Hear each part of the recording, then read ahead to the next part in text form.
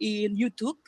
For those who cannot join us today later, because now it's the capacity is still okay. It's only 144 people join this meeting now, but we are afraid that maybe later all the registered participants could come, or maybe just 3/4 of that, and the room capacity is only 300. So my partner. Fauki will share the YouTube channel for this meeting. Yeah, Mas Fauki. Yes, that's the link of YouTube channel in case maybe you are kicked out or being disconnect from this meeting and you cannot join again. So you can just click the link YouTube and just participate following us in that link. And Pak Imam, we are still waiting for Ibu Rektor. And Bentar katanya. Okay, we are waiting for Ibu Rektor.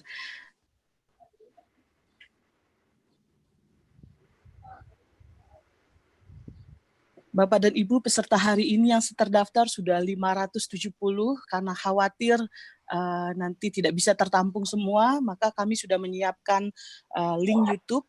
Ya, kalau tiba-tiba nanti Bapak Ibu disconnect dari Zoom ini, dari meeting ini, Bapak dan Ibu bisa klik link tersebut. Ya, bisa di copy paste dulu sekarang mungkin, ya, jadi nanti bisa mengikuti dari link tersebut. Tapi untuk saat ini masih oke karena baru 154, ya. Kapasitas Zoom meeting ini hanya 300, ya. Jadi sudah hampir dua kali lipat dari kapasitas yang mendaftar, dan kami mengkhawatirkan nanti tidak bisa tertampung semua. Di rumah dinas.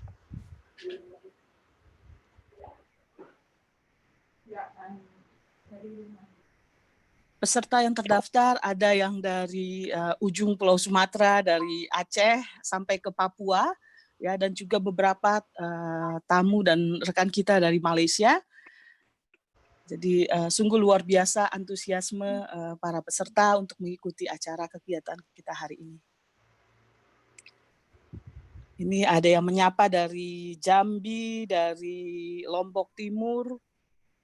Kemudian tadi saya baca dari Riau, ya, dari Yogyakarta, Aceh. ya, selamat datang ya Bapak Ibu, ya, dari Aceh, ya, sepertinya banyak yang dari pulau luar Jawa, ya benar, Ternate, Pak Mudasir dari Ternate, ya ada beberapa dari Ternate, Banjarmasin, oke. Kalimantan Barat. Kalimantan Barat. Oh, dari ND, Pak, dari ND, ya, oke. Solo, ya, selamat datang. Oke, dari Belfast, United Kingdom, student, ya, PhD student, oke. Dari Parepare, Pak Saipudin, selamat datang. Ibu Muzalifah dari UIN Parepare, oke. Dari Muhammadiyah Pontianak ikut hadir, oke. Dari Makassar, ya, selamat datang Pak Adiana, ya, senang sekali selalu bergabung, ya, dalam kegiatan kita. Dari Merauke, Ibu Desi, selamat datang, selamat bergabung. Ya, this is our fourth workshop, but today it's quite special because it's international webinar. We are inviting international speakers, but the previous three workshop is also full of participants from all over Indonesia, from Sabang to Merauke, and we are grateful to welcome you all in this meeting. Oke, Pak Mudasir dari Riau, ya, selamat datang Pak. Pak Muhammad Rifki dari UIN Sumatera Utara Medan, selamat datang Pak.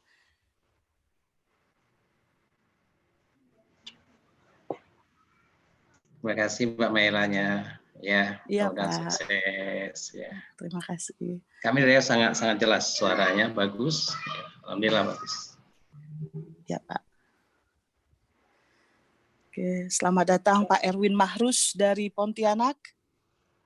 Ya.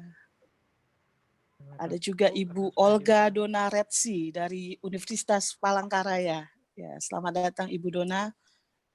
Dari UIN Medan, ya, Ibu Sahliah. Selamat bergabung Ibu. Ibu Dewi Juwita dari UIN Kerinci. Ya. Ada orangnya enggak? Juga dari Ibu Desi dari UIN Araniri Aceh. Ya, saya menyapa juga Bapak Muhammad Nur Sulaiman ya dari Kudus ya. Selamat datang, selamat bergabung Bapak.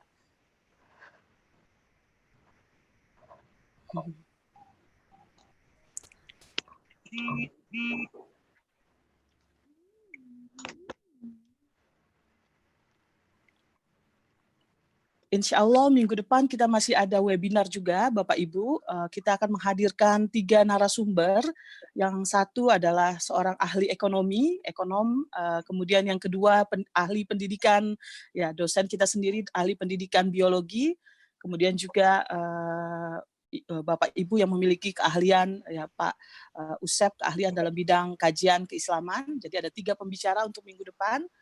Ya, kita minggu depan tetapi acara jam 12.30, hanya hari ini kita yang pindah ke pagi hari, tetapi hari Selasa yang akan datang kita kembali ke jadwal kita seperti biasa pada pukul 12.30.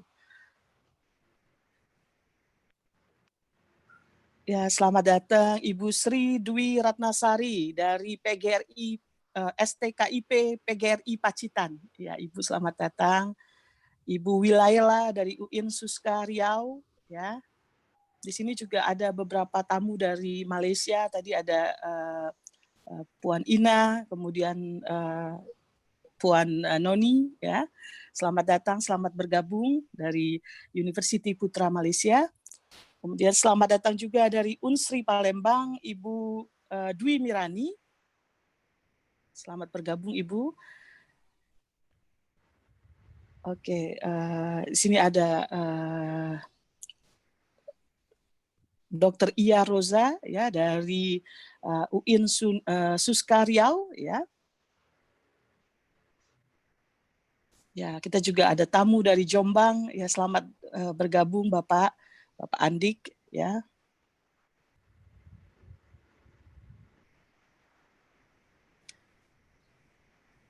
Ini mohon maaf kita akan sedikit menunggu karena kita sambil menunggu kedatangan Ibu Rektor untuk memberi sambutan. Namun sudah hadir bersama kita kedua invited speakers. Yang pertama ada Profesor Dr. Stephen Eric Kraus, yang kedua ada Associate Professor Nur Suraya Madubala. Welcome to our meeting, Professor Stephen Eric Kraus and Ibu Dr. Nur Suraya Madubala. Okay. Thank you very much, Myla. Thank you, Dr. Good to be here. Yeah. Nice to be here again. Yes, thank you. Although we're not really there, we're sort of here, and you're there. Virtually here. Yes. Where are we? And Yeah. yes, this is the third time. Yeah. Wabarakatuh. Waalaikumsalam warahmatullahi wabarakatuh. I'm Professor Amani Lubis from Syarif Hidayatullah State Islamic University. Okay, welcome Ibu Rektor. Okay, Pak Imam, we can start our meeting today. Ya, bisa. Okay, Ibu Rektor, we will start our meeting today. Yes. Okay. Thank you so much. Okay. Bismillahirrahmanirrahim. Assalamualaikum warahmatullahi wabarakatuh. Greeting to all of us here. The Honorable Rector of UIN Syarif Hidayatullah Jakarta, Professor Dr. Amani Burhanuddin Umar Lubis MA, the Honorable Vice Rector for Academic Affairs, Professor Dr. Zulkifli MA, the Honorable Chairperson of the Institute for Research and Community Engagement LP2M, Bapak Jajang Jahroni PhD MA, the Honorable Head of Center for Research and Publication, Puslitpen, Bapak Dr. Imam Subuhi MA, the Honorable Invited Speaker, Professor Dr. Stephen Eric Kraus, and Associate Professor Nur Suraya Madubala Abdullah, the Honorable Webinar participants, professors, faculty members, graduate and undergraduate students of UIN Syarif Hidayatullah, and those from other universities in Indonesia and Malaysia. First of all, let us pray and thank Allah Subhanahu wa Ta'ala for His grace and forgiveness. We could come here today in a healthy state in the Puslitpen International Webinar on Challenges and Opportunities for Research during the COVID-19 outbreak. Second, let us greet and pray for our beloved Prophet Muhammad Sallallahu Alaihi Wasallam, who brought us here to the path of light. My name is Maila Rahim. It is a great and precious chance for me to host the first Puslitpen International Webinar this morning. We would like to thank all of you for joining us today. This is the agenda for today's event. The first is the opening and keynote speech. The second is the presentation by the first invited speaker. The third is presentation by the second invited speaker. The fourth is question and answer session. The fifth is the closing. At this time, I would like to invite the Rector of UIN Syarif Hidayatullah, Professor Dr. Amani Lubis, MA, to deliver a keynote speech and to open this webinar. Allow me to read the short bio before Ibu Rector addresses her speech. Professor Dr. Amani Lubis was the best graduate in English literature in 1988.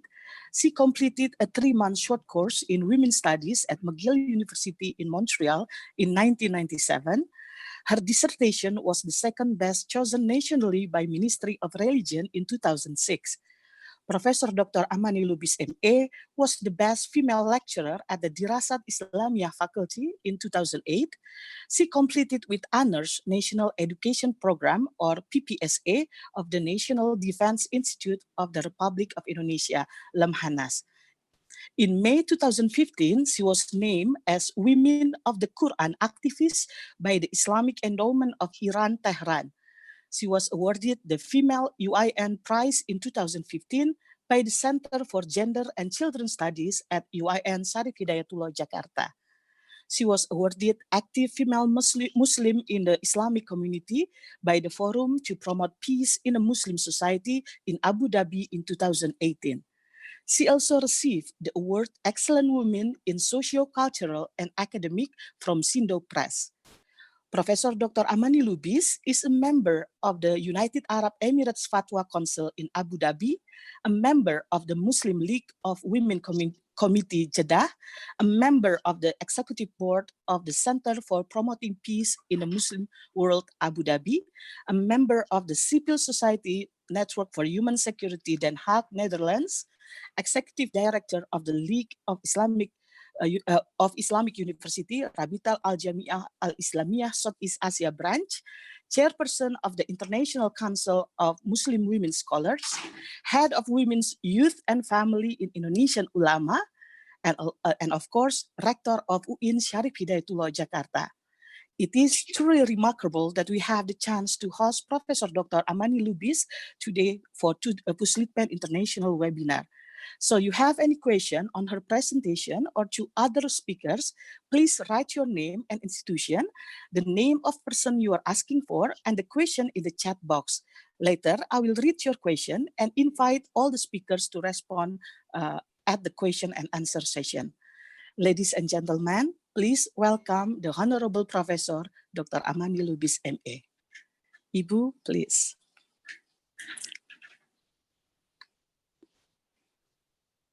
Thank you very much. Assalamualaikum warahmatullahi wabarakatuh. Alhamdulillah wassalatu wassalamu ala rasulillah amma ba'd. Honorable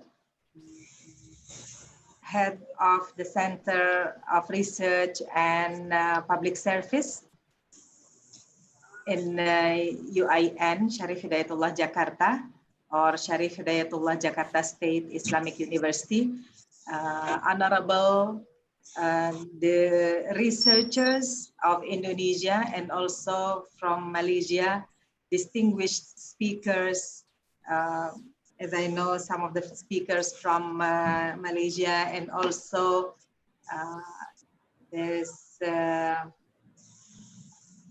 Professor Stephen Krause Yes, and many others who attended this webinar. First of all, I would like to welcome you all in this webinar, and I hope you will have a fruitful discussion and also insights to be addressed in this webinar and also in our works of research in the future time. So I've prepared my presentation, a short presentation in PDF or in PowerPoint. Yes, and I gave it to the organizer. If you please to share my presentation. If not, so you can share it later on. And I would like to speak also in Indonesian language so that most of the researchers can understand right away. And also we will have the discussion with the speakers, inshallah, later on in the question and answers session. Oke, pertama saya mengucapkan terima kasih kepada LP2M yang sudah menyelenggarakan acara ini, khususnya Puslitpen, Pusat Penelitian dan Penerbitan. Sebenarnya saya sedih karena penelitian di musim wabah COVID ini ternyata mengalami penghambatan dan juga pengurangan anggaran. Mestinya di zaman ini adalah kita bisa melakukan penelitian sebagaimana mestinya dan bahkan berkembang harus disesuaikan dengan situasi yang ada, yakni masa COVID. Jadi saya harap semua penelitian yang sedang ditulis mau dilaporkan akan mencapai final ya dalam beberapa waktu ke depan, itu semuanya harus dikaitkan dengan permasalahan COVID dari berbagai perspektif.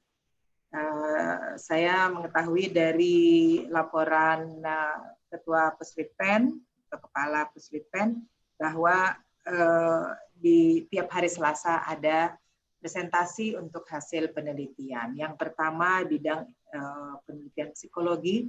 Dan ini sangat penting, kalau psikologi sangat erat bisa dikaitkan dengan masa COVID, permasalahannya, dampaknya, dan lain-lainnya, itu harus ada seperti itu. Dan penelitian tentang kesehatan yang sudah dilakukan juga beberapa waktu lalu, itu juga pasti berkait dengan COVID-19, adapun harus dilakukan di laboratorium yang mudah-mudahan bisa dilakukan. Sekarang kampus kita buka, dan laboratorium di Fakultas Kedokteran, Fakultas Ilmu Kesehatan juga dibuka, mudah-mudahan bisa digunakan.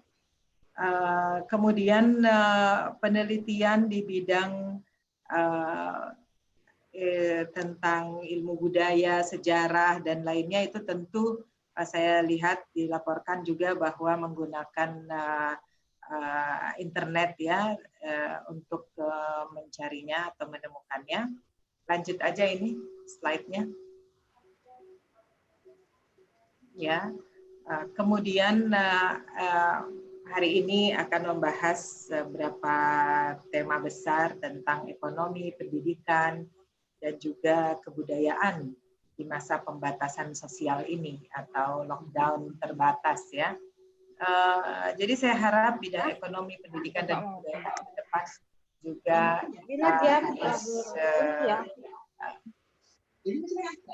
nggak apa-apa, cuman dengarnya. Suaranya tolong diatur ya.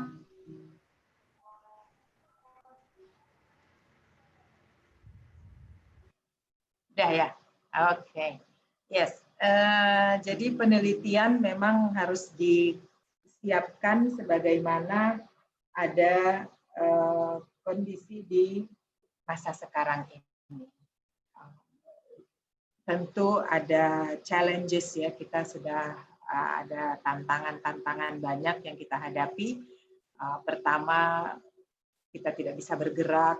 Yang kedua, mungkin masih kesulitan penggunaan IT, tetapi dengan adanya pembatasan gerak ini ya, kita justru mencari dan belajar lagi bagaimana kita menggunakan IT untuk keperluan riset kita. Nah, di sini juga laboratorium yang sebelumnya memang ditutup ya karena membahayakan, mungkin ada zat-zat kimia yang memang tidak memungkinkan untuk digunakan pada saat penyebaran wabah COVID ini. Nah, namun sekarang di UIN Jakarta mulai bulan ini Juni kita insya Allah sudah membuka laboratorium, dan seperti PLT ya, Laboratorium Terpadu UIN Jakarta membuka laboratorium itu, dan mereka buat sistem atau aturan 2 orang saja boleh masuk per kali datang, per jadwal, bisa dilanjutkan dengan 2 orang lagi sesudahnya, jadi ada shift di laboratorium. Nah, berarti ini kita tetap ada peluang kita tetap ada. Kemarin memang kita bingung ya bagaimana mau melaporkan penelitian yang belum selesai, yang anggarannya juga baru turun sebagian. Tapi kita dibanding dengan kampus-kampus lain yang memang kampus negeri ya, yang anggarannya semua tidak bisa turun karena belum digunakan, akhirnya memang dipotong langsung. Nah, kita bersyukur. Maka dengan bersyukur itu kita akan melaksanakan tugas sebaik-baiknya. Kebijakan di UIN Jakarta walaupun menerima anggaran sebagian, tetapi saya harap laporannya sudah bisa dilakukan 100%. Khususnya yang bidang-bidang sosial. Dan kalau ada laboratorium dan tidak bisa dilakukan tuntas, maka perlu dilakukan penyesuaian. Artinya mengubah metodologi, metode penelitian diubah agar dapat disesuaikan dengan kondisi sekarang ini. Saya kira dari Puslitpen, arahan-arahannya dan juga narasumber yang diundang sudah mengusulkan berbagai perbaikan atau penyesuaian terhadap metodologi penelitian yang bisa dimanfaatkan di dalam penelitian kita. Ya, next, coba kita lihat ada apa next. Selain challenges, opportunities, kemudian slides-nya, next. Ya, ini tadi beberapa hal yang harus kita perhatikan. Di bidang ekonomi tentu para peneliti lebih mendalami lagi, tapi ini hanya highlights untuk beberapa permasalahan yang bisa disampaikan. Tentu ekonomi sangat bagaimana caranya penelitian UIN Jakarta dapat ya. Saya berharap bahwa penelitian di UIN Jakarta ini punya dampak kebijakan. Bidang ekonomi paling terpukul di masa pandemi COVID ini. Maka bagaimana ide-ide jenius dari para peneliti di bidang ekonomi, tentu berpadu juga dengan bidang-bidang lain, perspektif berbeda, bisa punya kontribusi terhadap pengembangan ekonomi nasional pasca pandemi COVID-19 ini. Jadi tolong itu tujuannya. Saya percaya bahwa Anda semua jenius-jenius. Tinggal jangan kembangkan wawasan, jangan terlalu sempit, jangan hanya asal-asalan mau menyelesaikan penelitian. Kita justru diperingatkan oleh Allah Subhanahu wa Ta'ala, masa pandemi COVID ini semua bidang harus berpikir bagaimana ada transformasi pemikiran, transformasi budaya, transformasi akademik, transformasi segala hal, apalagi untuk mendukung dunia ekonomi. Jadi para peneliti di bidang ekonomi dimanapun ya, baik itu di Indonesia, di Malaysia, di Eropa atau di Asia belahan lain atau Afrika, semua harus berorientasi pada penguatan ekonomi rakyat, ekonomi mikro dan makro agar bisa membantu penyelesaiannya, mengurangi dampak dari COVID-19. Apalagi di bidang ilmu sosial. Nah, transformasi yang saya katakan tadi adalah harus ada transformasi perilaku, transformasi pemahaman kita terhadap pandemi, terhadap corona, terhadap penyakit-penyakit lain yang tadinya kita tidak mementingkan, ternyata kita sekarang harus belajar. Bahkan corona karena saking sudah populernya, itu kita tahu cara kerjanya sampai bagaimana berkembang atau mempengaruhi mukus yang ada di paru-paru dan lain, kita sudah mengerti hal itu. Saking seringnya mendengar, maka kita harus berubah. Tidak bisa seperti masa yang lalu bahwa kita tidak mengindahkan masalah kesehatan. Jadi ilmu-ilmu sosial harus dikembangkan. Di sini saya padu dengan mental health, tetapi juga harus kepada kebijakan ya. Di bidang sosial, transformasi, perubahan masyarakat, ini semuanya harus menjadi fokus bahasan kita. Kalau mau membantu masyarakat di pedalaman dan lain-lain, juga dalam rangka penanganan pencegahan pandemi COVID-19. Bagaimana mereka yang masih berpikiran sederhana, tidak mau bergerak ini itu, tidak mau menerima modernitas, tetapi mereka tetap harus dijaga kesehatannya, karena martabat manusia, kewajiban kita semua untuk menjaga. Saya pindah ke bidang education atau pendidikan. Di sini sudah banyak dibicarakan bahwa pendidikan di masa pasca pandemi COVID-19 sangat harus berubah. Penggunaan pembelajaran e-learning, ya, pembelajaran jarak jauh, itu sudah pasti harus dilakukan. Di UIN Jakarta semester depan masih melakukan e-learning dengan dipadu sedikit mungkin 10% pertemuan langsung kalau itu perlu praktikum. Kalau tidak pun tidak masalah, kita pakai 100% dengan e-learning. Dari semester yang lalu kita sudah punya pengalaman besar ya tentang ini, tetapi saya harap ada pertemuan untuk praktikum, misalnya juga ilmu-ilmu sosial juga perlu ada kontak langsung ya dengan dosen, dengan kelompok, itu boleh, dengan memperhatikan protokol kesehatan. Kurikulum di bidang pendidikan sudah pasti harus berubah.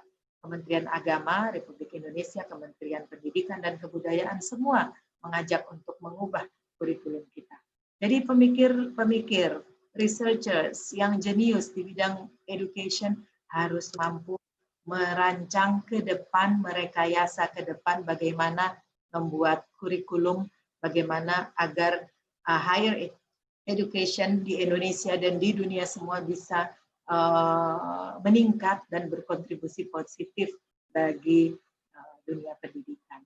Nah, itulah yang saya bisa sampaikan. Mudah-mudahan dari para narasumber bisa kita kembangkan lagi dan sangat bermanfaat bagi researcher di UIN Syarif Hidayatullah Jakarta dan juga di berbagai wilayah di Indonesia dan juga di Malaysia, negara serumpun, kemudian di belahan dunia lain. Tentu pertukaran pengalaman dan pertukaran informasi di bidang riset ini sangat penting. Yang kalau kami di UIN Jakarta, kami harapkan output dari research adalah kebijakan, yang kedua adalah memperoleh paten, dan hak intelektual, kekayaan intelektual.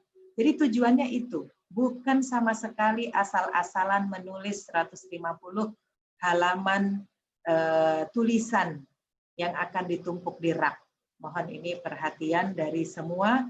Negara Republik Indonesia tidak membutuhkan kertas-kertas ada di rak atau di perpustakaan, tetapi perlu kebijakan, ide-ide cemerlang. Sekarang kita kampus UIN Jakarta dipandang dan selalu dimintai pendapat. Saya kira semua researcher juga pernah punya pengalaman dimintai pendapat tentang bidangnya. Untuk itu, arahkan penelitian ini pada punya kebijakan tertentu, model kebijakan atau model penyelesaian solusi terhadap permasalahan tertentu, dan juga langsung dihakikan. Kecil itu kita kasih, Kak. Ini tambah cantik ibu perawatan.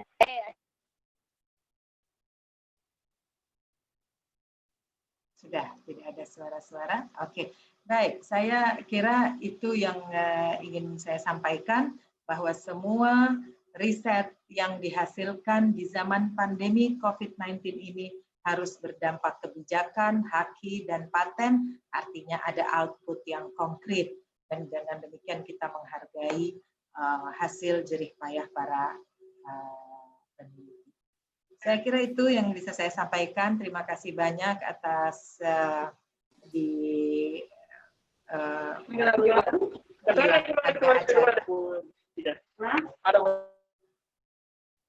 dilakukannya acara ini. Terima kasih banyak. Mudah-mudahan bermanfaat. Selamat berdiskusi, bertukar pikiran. Mudah-mudahan lancar. Ya. Saya ingin dilaporkan juga nanti hasil dari webinar ini, mudah-mudahan positif hasilnya dan juga bermanfaat. Terima kasih Pak Jajang dan Pak Imam, ibu-ibu semua serta bapak-bapak yang hadir. Juga terima kasih atas partisipasinya. Semoga bermanfaat. Kita semua sehat selalu, membangun Indonesia, membangun negeri kita dengan semangat dan juga langkah positif dan optimis, insya Allah. Sekian, wassalamualaikum warahmatullahi wabarakatuh. Waalaikumsalam warahmatullahi wabarakatuh. Ya. Thank you, the Honorable Rector UIN Syarif Hidayatullah Jakarta, Professor Dr. Amani Lubis, MA. Moving right along, it is now my pleasure to introduce our first invited speaker, the Honorable Professor Dr. Stephen Eric Kraus or Abdul Latif. Professor Dr. Stephen Eric Kraus or Abdul Latif joined University Putra Malaysia Faculty of Educational Studies as a lecturer in 2006. In 2010, he left the faculty to pursue his interest in youth research at the Institute for Social Science Studies as a research fellow. In 2017, he returned to the Faculty of Educational Studies as Associate Professor in the Department of Professional Development and Continuing Education.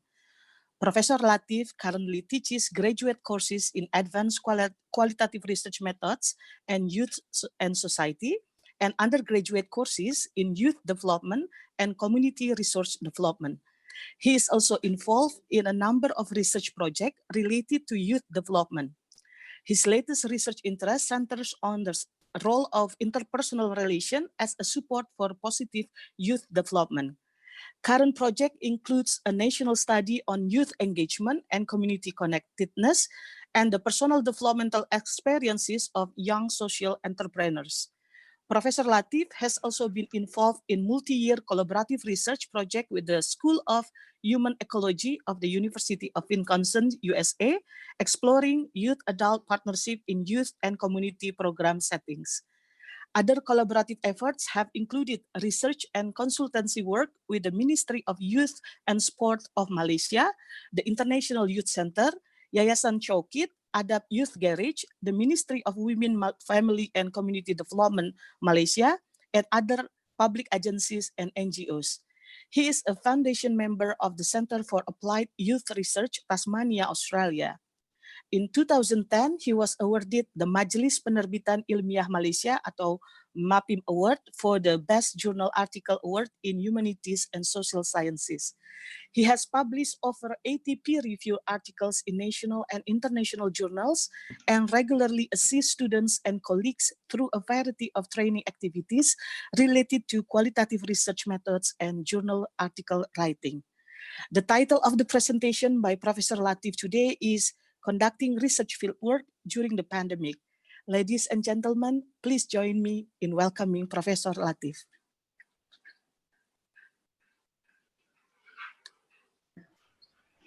Bismillahirrahmanirrahim. Assalamu alaikum wa rahmatullahi wa barakatuh. Good morning to everyone. Thank you, Dr. Maila, and everyone at UIN in Jakarta I'm sorry that Dr. Soraya and I can't be in Jakarta. We always like to go for the programs at UIN. But we have to do with what we can, make the most of the situation, which is what we're trying to do today. And I really appreciate the invitation to be here with everyone virtually to share some strategies and tips and whatever we can come up with to help us get through this current situation. So it's really an honor to be here. And once again, thank you for the invitation, alhamdulillah. So I'm just going to, I will just move this out of the way. Okay, so I was asked to speak this morning about the topic of conducting field work during pandemic. Our current pandemic, COVID-19 obviously, is a very unique, it's the most unique, I think, health crisis that I've experienced in my 48 years of life on Earth. And one thing that I find really remarkable about it is the fact that people all over the world are experiencing so many of the same things at the same time. One scholar recently said it's the first time in human history that the entire world has been under house arrest. So that's a very interesting way of putting it. But it creates tremendous challenges, especially for those of us who are career academics and involved in research as an occupation. So my talk today, I was asked to speak on some of the tips and strategies related to doing field work. And as social scientists, we know that field work is very important to what we do, especially since our work really requires interaction with people. So let's just get started. I'm going to be using a program called Prezi. I don't know if you guys are familiar with Prezi, but Prezi, it's a little bit different than PowerPoint. It provides a little bit more motion. It sort of takes us through a story as we go. So I'm going to get going here with my slides, hopefully. Okay, it's not working now. Oh, there it goes. Okay, so the challenge that we are all facing as social scientists that are trying to do field work during COVID-19 is the fact that we are, due to a variety of social restrictions, we have limited human contact. Plus, we have a need for social data, given the fact that we are doing social science research. So of course, this does create a unique challenge that needs to be overcome. And of course, there are many ways that we can work around these different this challenge. Perhaps not optimally. It's not quite the same. For example, us being online together doing this seminar is not quite the same as us being together in person. There's definitely differences. But it does create certain unique challenges for research. And in my talk, I'm gonna try to look at some of those different challenges, and I'm gonna break it up according to, sorry, let me go back. I'm gonna break it up according to both quantitative challenges and considerations, as well as qualitative considerations and challenges. I myself am a researcher that does both quantitative and qualitative research. In fact, currently during this pandemic, I'm involved in both qualitative and quantitative research.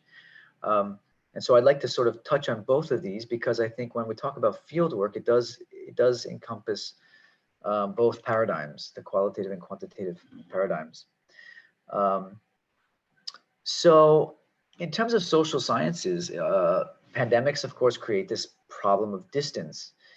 Doing social sciences from a distance is hard. It's just not the same when you cannot actually interact with people. However, I would argue that it's not all bad.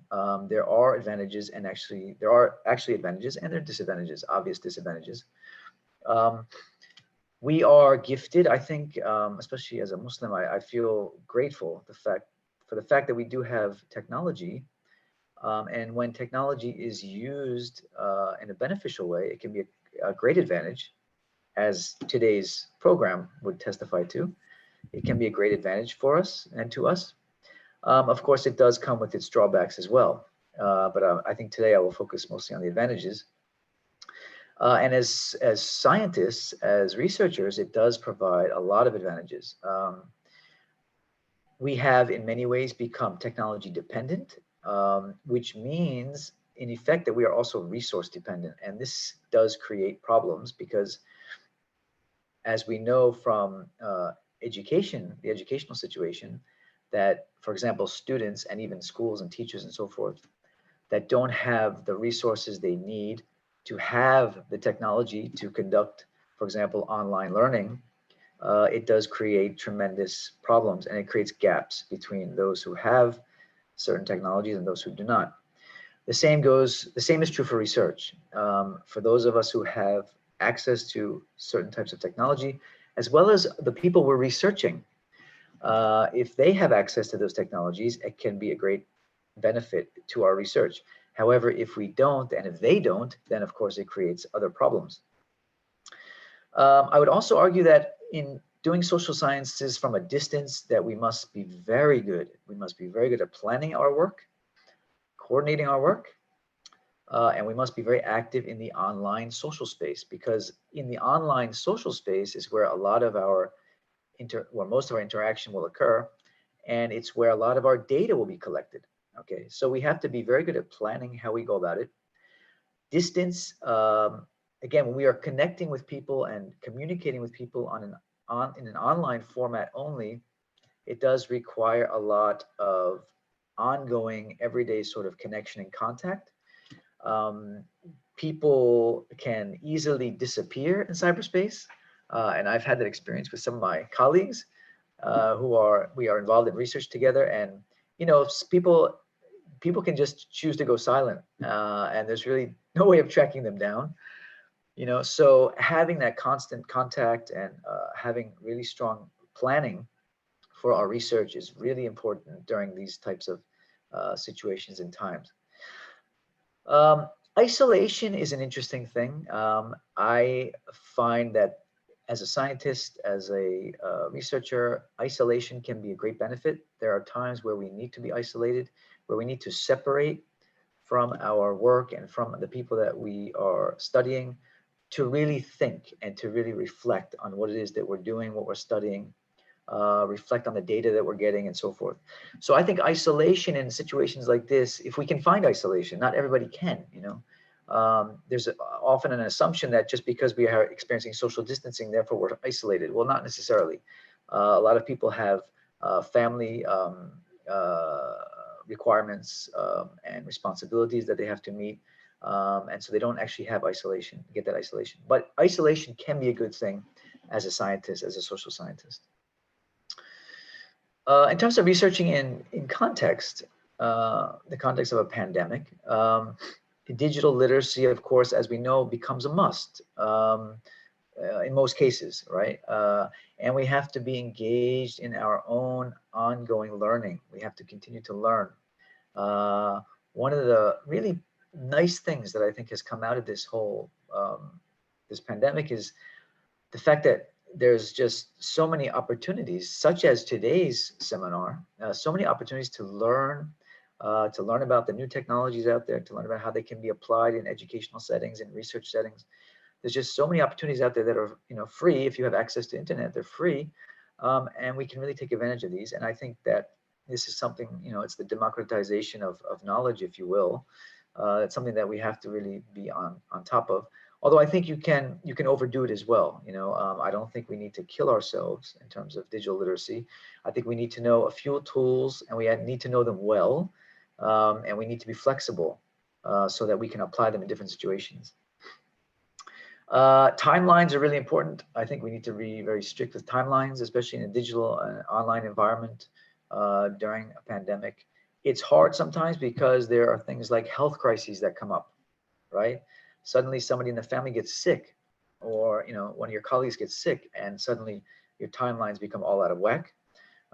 So those are things that we have to consider as well. We need to strategize and optimize teamwork. I think it's very important that we work as teams. Not everybody has the skills, all the skills in all the areas that are necessary. We know you have those techie kind of people who are very good with technology. Others, like myself, we just know enough to get by. We can get by, but we're not really that enthralled with technology. But it's good to have both on your team. You know, it's good to have people on the team who are really good with technology, others that are good in other things. So I think it's really important that you optimize your teams so that we have the right people, and we have people with different strengths working on our research together, especially in an online environment, in a situation where we are forced to do things out of our comfort zones, out of the ways that we would normally do things. Timing is very important. The research responses can be affected by respondents' health. Again, you know, in a health crisis like we have now, you never know what's going to happen. Sometimes, you know, you send out surveys or you have an interview scheduled and people get sick.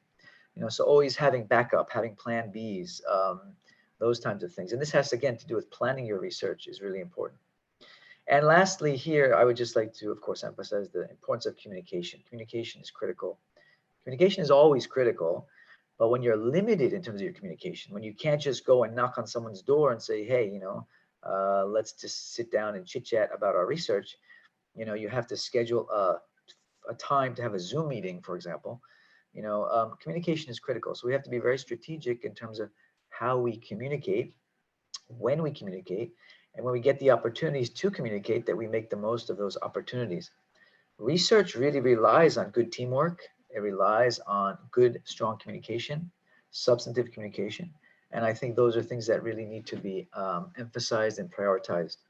You know, having a weekly meeting, you know, and sticking to that weekly time, even if you think, well, I don't really have much to discuss this week, but do it anyway, so that you can get into the habit of doing it and make sure that you just optimize that time as best you can. Okay. So let me just now focus in on the different approaches. So let's start with the qualitative research side.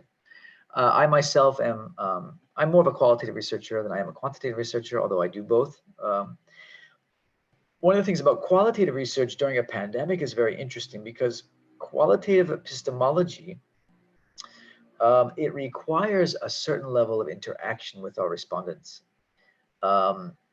Knowledge in qualitative research, for those of you who do qualitative research know this very well, that knowledge is generated through the interaction with our research participants.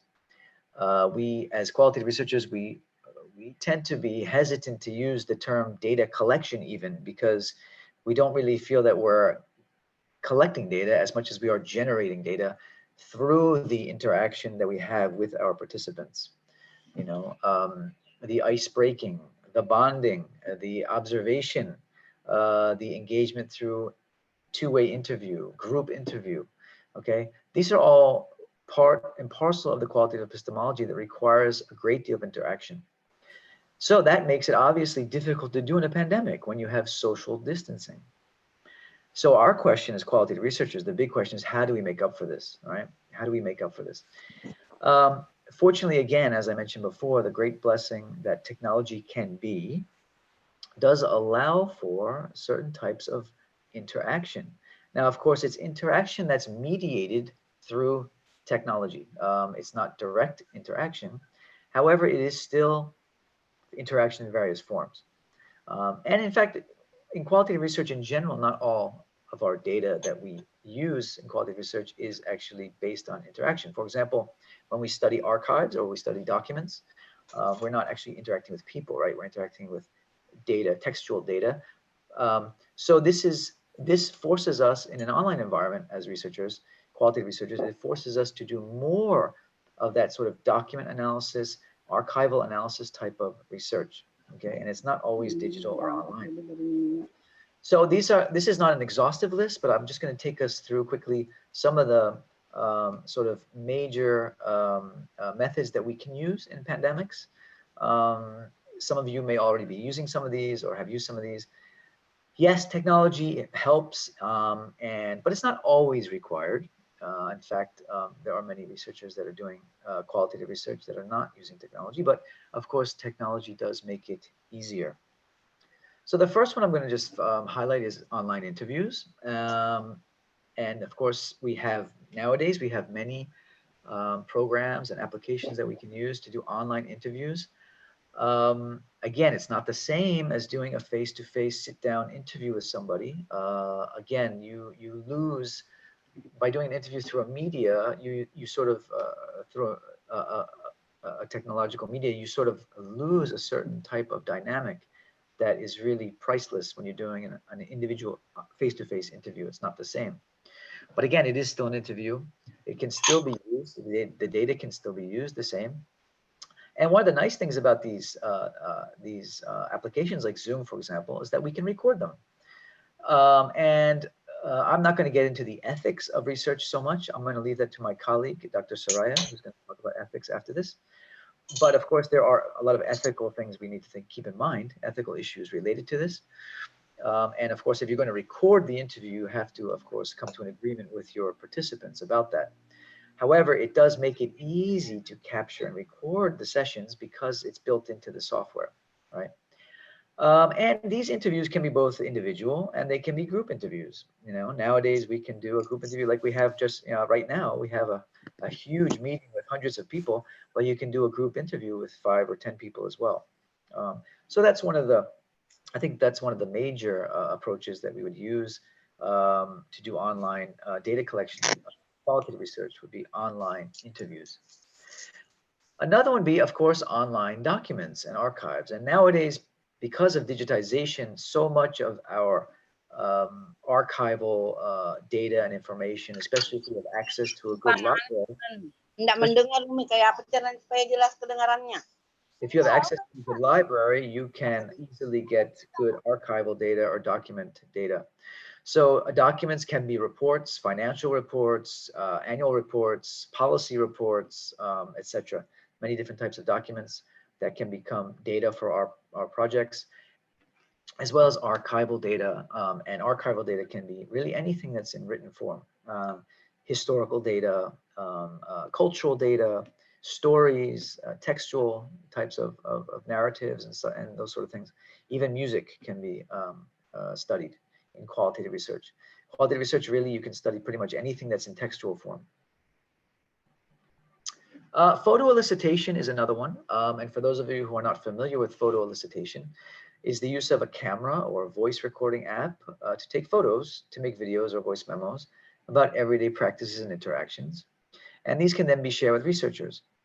So for example, if I don't have direct contact with somebody, or if they don't have access to Zoom, we can ask them to journal their everyday lives using photo elicitation. In other words, they can take pictures or video with their handphones, their cellular phones, and then they can either narrate or they can make notes, even handwritten notes, about the videos or pictures that they've made. So for example, we can ask someone in a village who at least has a handphone, we can ask them to record or take pictures of certain things that are going on in the village that we're studying. You know, for example, how people are interacting or an environmental issue or something. And we can ask them to take videos of that or pictures of that and then ask them to make notes. And they can send that to us and then we can use that as data. So photo elicitation is a very useful technique. It's becoming very popular, especially in urban areas. A lot of cities are using urban ethnographers are using photo elicitation to do research in this manner. Diaries and journaling, okay, this can be online. It can also be offline. It can be using computers. It can be using handphones. It can be using good old-fashioned paper and pencil, okay? And journaling is really just asking people to record their thoughts or their behaviors, their actions, based on a certain, again, a certain phenomenon that you're studying. And this can be very good for, especially for long-term studies. You can ask people to do journals every day or once a week over a period of time, and then you can analyze those journal entries using textual analysis or document analysis techniques. So this is another common form of qualitative research that can be done during pandemic, and it can be done offline or online. So in addition to the live online interviews, there's also something called asynchronous interviews. So the online live interviews are called synchronous interviews, But you can also do interviews with people using asynchronous methods. So for example, you can do one-on-one interviews using technology, recorded, that people use, they record them on their own rather than you having to have a live interaction. They would use them on their own. So for example, you could send your participants a set of questions and then they can sort of record their answers, all right, record their answers, or they can write their answers as well. And then they can send them back to you in whatever format that you guys agree upon. And so this would be an example of asynchronous interviews, and they're perfectly acceptable in the field of qualitative research. And they are, they help actually, they can help researchers to do, collect a lot of data in a short period of time because they allow for researchers to do multiple interviews at the same time. You can send them out to different participants at the same time and get back a lot of data if, for example, you're doing a very short-term study, okay? So asynchronous interviews are a very useful method as well. There's also online discussion platforms. So any of the online discussion formats, Facebook, Twitter, Instagram, these platforms, if you're having online discussions, can be used for research and they can be moderated. You can do you can be the moderator as the researcher. You can pose questions and you can record textually these discussions, and they can be recorded and analyzed. And so it's another effective way of doing qualitative research. So these are sort of the everyday things that we're using, especially online, that we don't realize that they can be used for us to do our research. Okay, so let me quickly, I think I'm a little bit up behind on time, so I need to speed up a bit, but I'm going to just now move to the quantitative considerations and approaches. And I think when it comes to quantitative research in this sort of pandemic environment, we have less options actually, but of course, most of the work we'll do will be in the form of quantitative surveys as social scientists. And of course, we know there are many types of online surveying that we can do. In fact, I'm sure most of the people in the audience today have received at least one online survey during the pandemic. It seems that some of us get them every day, sometimes 2 a day. Everyone is collecting their data using online surveys. But you can also do online surveys through social media. You can do online surveys through email, and there's of course many online survey platforms. So just to name a few, some of the online survey platforms, some of these are free, some of these you have to pay. Here's just a list of some of them. Of course, Google Forms is free, and I think SurveyMonkey has a free version, and some of the other ones have free versions. But if you want to do really nice surveys, you need to pay something for them. But as you can see, there's many online survey platforms, and this is sort of what they look like. If you're not familiar with these, and they're just regular surveys, and you can form your questions, you can form your answer scales very easily. They're quite user-friendly, not difficult to use. Again, some of them though you do require a subscription and you have to pay for them. This is one called Sogo Survey. As you can see, they look very similar. The interface is quite similar, and they're used in similar ways. This is one called Survey Planet. So pretty much, it's pretty much the same thing. Surveys can also be done through social media. Of course, there's ways of doing surveys, and a lot of people are using these. Of course, there are implications for doing these types of surveys in terms of validity and reliability of your research. Of course, if you're doing academic research, scientific research, you have to pay attention to things like validity and reliability and rigor. And of course, using some of these methods can be difficult for those purposes. And in fact, some cases, these are, you see articles where people are trying to publish articles where they use, for example, something like Twitter to do an online survey. But of course, it makes things like random sampling very difficult. Okay, so in the situation we're in, with the pandemic, we have to, of course, be very careful about how we conduct the online survey. Even though it's easy to do an online survey, It's easy to create it, and it's easy just to blast it out there for everyone. We have to be very careful about how we conduct the research itself. All right. Online surveys were already popular even before COVID-19, as we know. Our students and even some of our research teams were using them for years. Now, of course, they have become almost the norm because of the situation of the pandemic. But of course, doing random sampling is very difficult during a pandemic. Okay, especially if you're planning on using something like Twitter, social media. It's easier to turn off. It's easier to not respond to a online survey because you can just easily delete that email, right? Or you can easily skip that tweet or whatever. So you need to be careful about how you actually go about designing the research and how you're actually going to go about doing your sampling. There's inherent biases. There are inherent biases that come with it.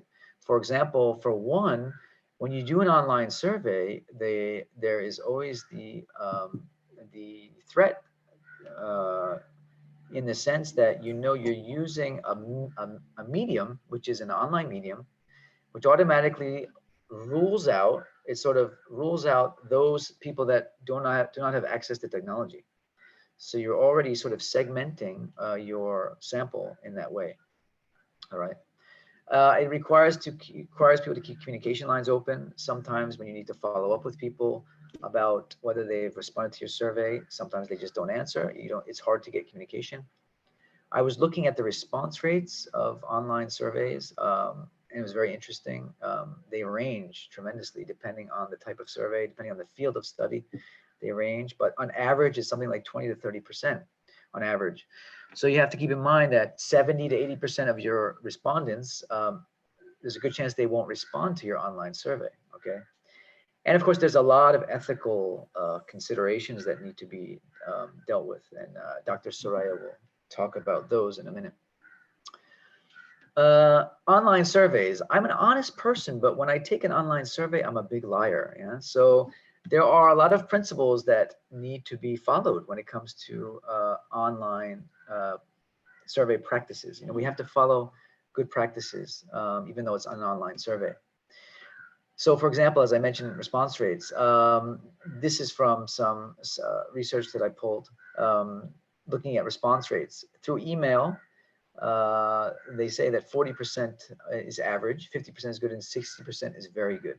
So if you get 60% of your surveys back that you send out through email, it's considered to be very good. Online surveys, the average is only 30%.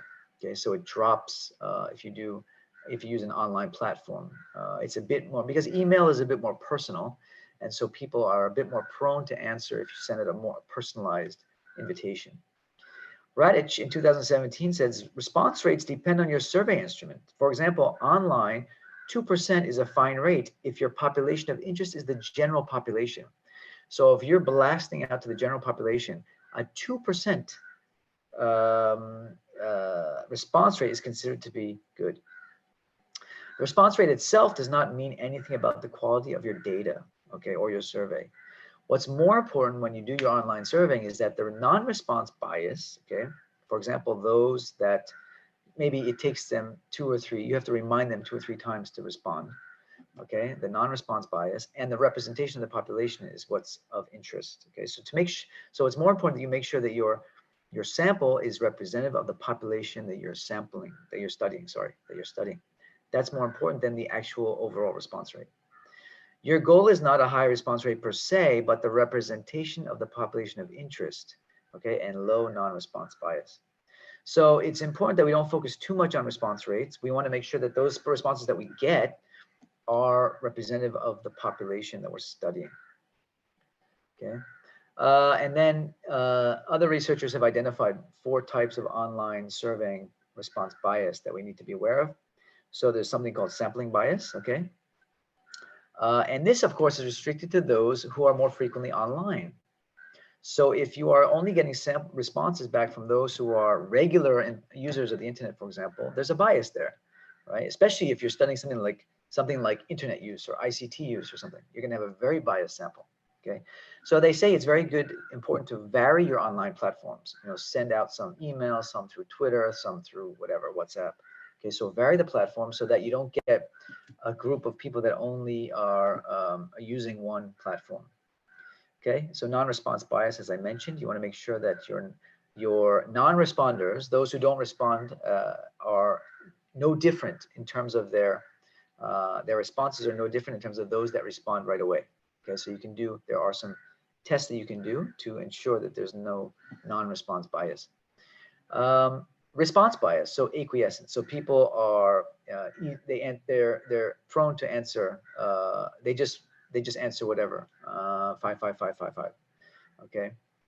Or then you have demand characteristics, extreme responses, desirability. So these are all types of response bias. Okay, so the solution is that you have to create a good survey, like you would in any other type of surveying environment. And you have to have your survey checked by some sort of external auditor. It's good to have these things checked. So you have things like social desirability. You have extreme responses, like I mentioned. You have people that just respond with either all ones or all fives, okay, and stuff like that. So it's important to have the survey checked to ensure that you don't have these response biases. Order bias, okay, so make sure the ordering of the questions is done well, okay. It's not done where you have a complete random ordering of the questions. It's good to actually have sections, and so that the respondent knows what they are, what the topic is of the survey that they're responding to. You want to reduce the length of the questions. You don't want your questions to be too wordy, too long. You want to try to group them by topic. It helps to do that. And you want to write engaging questions, questions that people are going to be more prone to respond to. They should be simplistic in language, straightforward in language, not too confusing, okay? One idea per question, all those types of things will reduce the amount of order or response bias. And these are things that are common in all kinds of surveying, but sometimes in online surveying, we overlook these things because online surveys tend to be more easy to create. Okay, so moving forward, social science research in general is charting an uncertain future. There's been a lot of attacks recently on social science research and what is its value to society. And so COVID-19 and pandemics, they give us social scientists a great opportunity actually to make our research impactful, relevant to society, and useful. We need to start asking and answering the right questions, okay? And according to a scholar at Stanford University, Daniel Epstein, he, in a recent talk he gave, he mentioned a couple of things that social scientists, in his opinion, need to start doing. And I found this to be very interesting. To make sure that our work is relevant to society's problems. And his argument is that social scientists are often too occupied with the how questions. How does it work? How does it work? What's the theory behind it? What's the theory behind it? And we tend to neglect the more fundamental what questions. What is it? Have we properly defined it? And of course, whenever I hear that, I also think of my colleague, Dr. Soraya, who's going to speak next after me. She always is very good at bringing us back to fundamental definitions. Have we really defined what it is that we are studying? Without the what questions, we will never get to the how questions, okay? We'll never get those how questions right because we'll be starting with the wrong assumptions. And he gives, Dr. Epstein gives the example of the 2008 economic crash, global economic crisis. Not a single prominent economist predicted the 2008 economic crash. How is that possible? How is that possible? Because of that incident, people began to start questioning the social sciences. How can you have all these sophisticated economic models and yet you couldn't predict this massive, massive economic fallout? So we need, as social scientists, we need to start proving our worth to society by spending more time answering these fundamental questions. COVID-19 pandemics, they give us the opportunity that the Chinese, traditional Chinese culture gives us in the word crisis, which is composed of the characters of danger and opportunity. In a crisis, there's always danger. As we know in COVID-19, there's lots of dangers in terms of health dangers and so forth, but there's also opportunities. And I think as social scientists, we need to start focusing on the opportunities. We have opportunities to study human behavior in new ways. We have opportunities to change the way we educate. We have opportunities to consider the impact of health crises on both social and psychological well-being. We have the opportunity to work closely with those in the natural and physical sciences and to collaborate in ways we haven't in the past. And we have a great opportunity to influence policies if we are doing research that is really relevant to what is going on in society. As social scientists, we can answer these really key important questions, like what motivates people to wear masks in a pandemic, because we know that masks play a tremendous role in reducing the infection rate. The effects of social isolation on children and the elderly, the infection rates among the incarcerated, the most effective form of online learning. There's so many questions that social scientists can answer through our research that can have a major impact on society and on social policies. So we have to take advantage of these opportunities. And with that, I will conclude my talk. And I really do believe that as a social scientist, passion should lead you to where you are, and it should take us through to hopefully begin to address some of those key questions. Thank you very much. Assalamu alaikum wa rahmatullahi wa barakatuh. Waalaikumsalam warahmatullahi wabarakatuh. Okay, thank you, Prof. Latif. Our next invited speaker, the Honorable Associate Professor Nur Suraya Madubala Abdullah, will talk about research ethics in educational research during COVID-19. Let me read her biography before she begins her presentation. Associate Professor Dr. Nur Suraya Madubala Abdullah is a senior lecturer in moral education. Her expertise is in moral education in Malaysia, and ethical issues in moral education, with a special interest in social justice issues in plural societies. She has written widely on themes in policy and practice of education and moral education. She has also authored a book on a crisis of common humanity, moral and citizenship education in Malaysia. She had published over 15 articles in journals. In 2016, she was appointed lead consultant by UNESCO Bangkok for their research entitled Educating for Sustainable Futures through integration of values in school-based and community-based program targeting young people, study of Cambodia, Laos PDR, and the Philippines. In the same year, she was also appointed as country consultant for Malaysia on UNESCO Mahatma Gandhi Institute of Education, New Delhi's research project on current state of education for peace and sustainable development and global citizenship in Asia and the Pacific. She has been invited as plenary as well as keynote speaker at international conference in Taiwan and UIN Syarif Hidayatullah Jakarta, Indonesia. She has been on the UPM Ethics Committee for Research Involving Human Subjects since 2017 and is on the Post-Approval Subcommittee as well as the Social Science Subcommittee. Ladies and gentlemen, please welcome Associate Professor Nur Suraya Madubala Abdullah. Okay, thank you very much, Maila. Assalamualaikum dan selamat sejahtera kepada semua. I am very happy to be here, and thank you very much for inviting me. And as Prof. Latif said, there's some good, well, there's one way of looking positively at, and I don't really like the word positive, but there's a positive point to staying at home in that we are able to join many webinars like this, and I think it's really great apa yang dibuat oleh UIN, and I'm very happy to be part of it, and I hope we can contribute to some of the conversations that's going on, and I think it's an interesting conversation. Yeah, in fact, if I can draw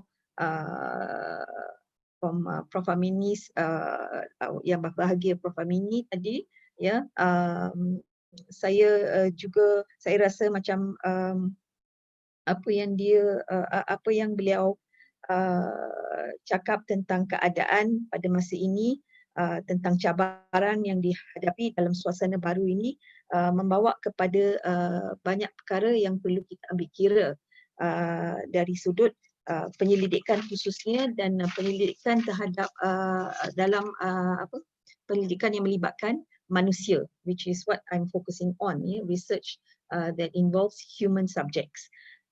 And saya juga setuju dengan Prof. Rector bahawa kita semua patut berfikir pada masa ini. I think that's very important, thinking. And saya rasa itu amat penting dalam konteks etika penyelidikan yang melibatkan manusia maupun haiwan, sama ada apa yang kita lakukan itu betul ataupun tidak. And that's where ethics comes in, about the question of whether research sama ada dari segi konseptualisasi dia, how it's conceptualized, to its actual implementation and in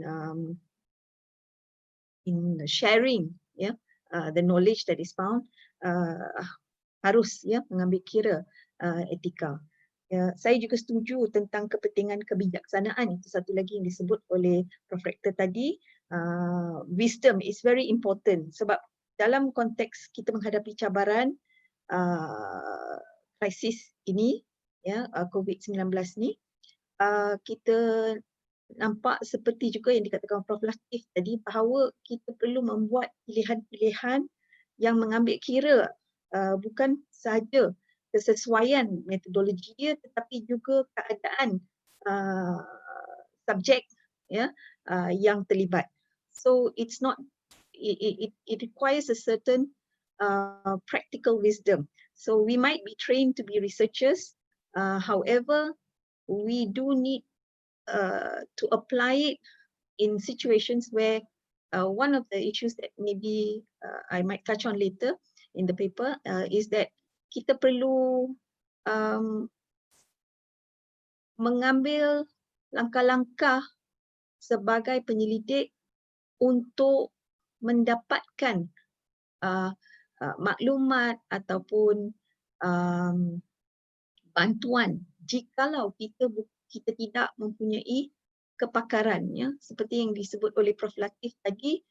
We might need, saya minta maaf dan saya minta izinlah untuk bercakap dalam kedua-dua bahasa Melayu dan juga bahasa Inggeris. But my main paper I will be speaking in English. However, for the purpose of this little pre-paper conversation, saya akan combine both lah. I'm comfortable in both, so I will speak in both, and I hope that's all right with all of you. Okay, so berbalik kepada apa yang dikatakan, apa yang saya kata tadi, Prof. Latif dalam penyampaian dia tadi ada menyatakan tentang keperluan untuk pada masa ini mungkin to move to online platforms to do the research. So as a person who's not very tech savvy, and also someone who is not from quantitative or qualitative, more philosophical, jadi kalau kita sedang membuat satu kajian atau penyelidikan, kemudian kita terpaksa disebabkan situasi sekarang dan juga pasca after post COVID ni, mungkin perlu menggunakan instrumen ataupun cara kutipan data yang mungkin bukan dalam kepakaran kita. Kita mungkin perlu macam seperti yang dikatakan oleh Prof. Latif, memastikan kepakaran ataupun siapa yang kita ambil ke dalam pasukan kita, our team has to be the right people. So there is a lot of issues there, and kalau kita tidak melakukan sebegitu, there are ethical questions. If we do not know how to use these tools and we are moving to use them, do we have a full understanding about the implications, how they affect the subject, dan sebagainya. Okay. And I also agree that post-COVID, penyelidikan, perubahan terhadap penyelidikan tu akan berlaku, tetapi ataupun saya ingin tambah, akan berlaku kepada mungkin kita lebih mengambil berat dan mendekati dan menghayati kepentingan etika dalam penyelidikan. I think if when we listen to Prof. Latif tadi, I think if you listen carefully, you will note that there is the suggestion that not a suggestion, but there is an undercurrent of the idea that the ethics of doing research becomes more relevant and more prominent, even though it has always been there, but it becomes more relevant and more prominent because of the complexity of the situation now. So in data collection, in planning, in developing the research, and later in distribution of the outcomes of the research,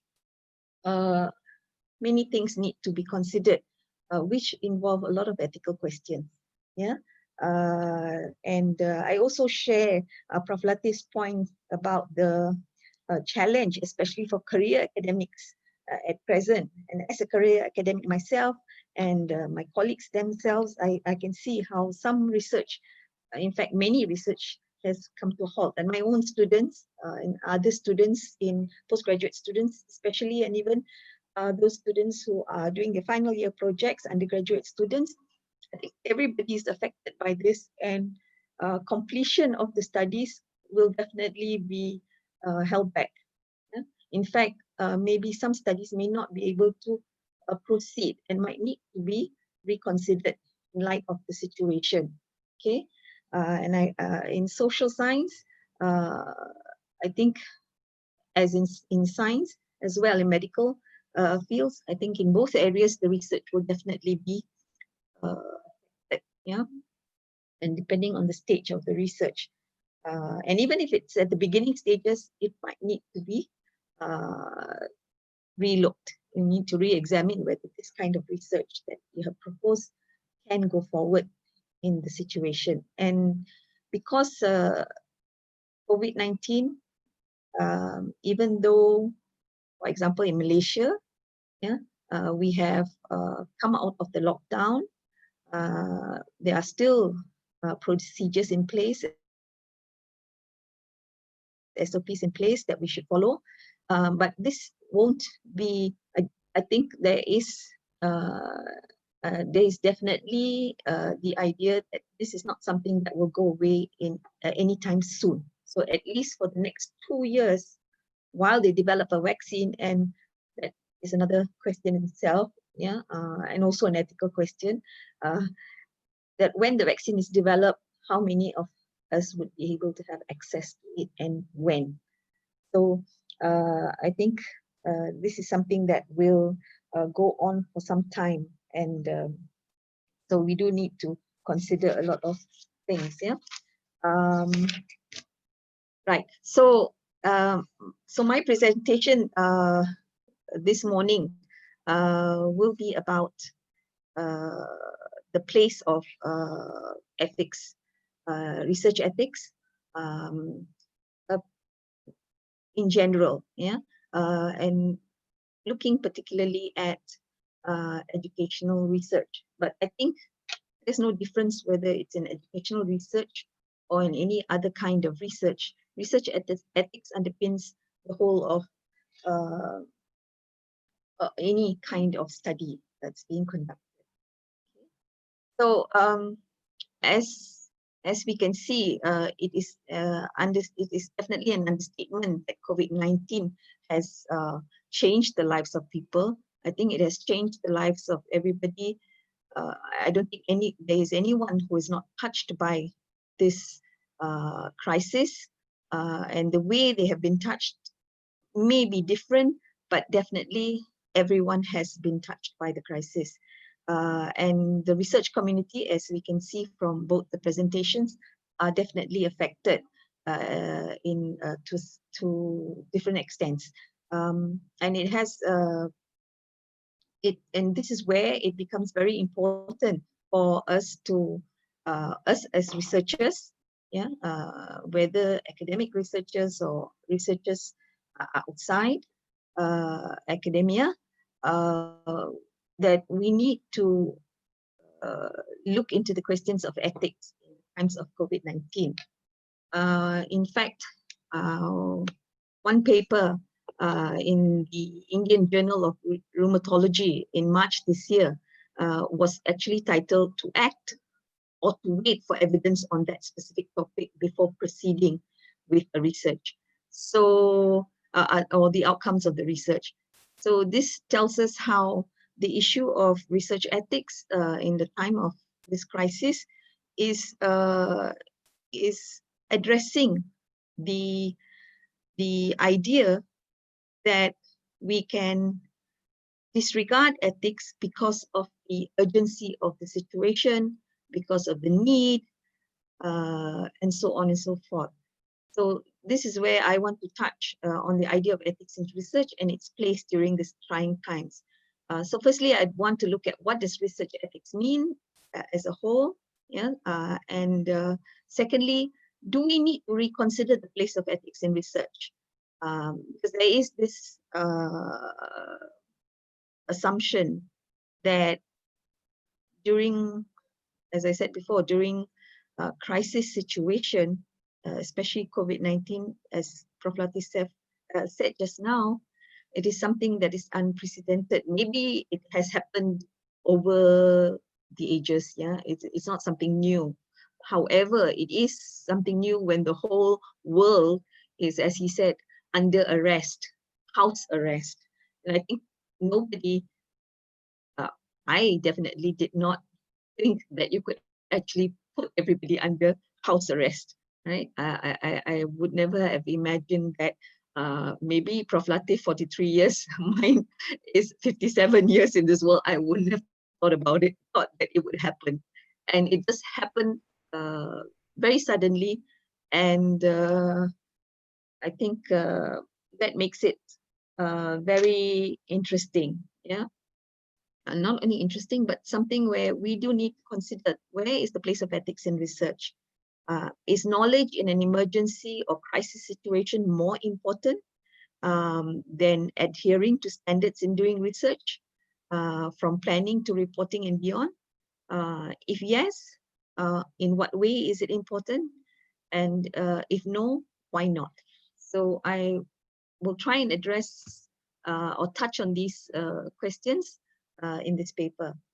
Of course, this is a webinar, so I won't be able to go very much in depth. However, what I hope to do is to garner some interest and provoke some thought on the matter of research ethics in the times of, in this crisis time, because I think there is no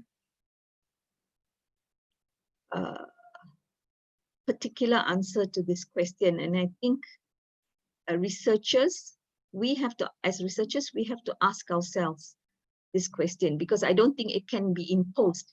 Of course, we can impose research ethics, and that's what happens in universities, where we have research ethics board, for example, in UPM, right? It's being imposed.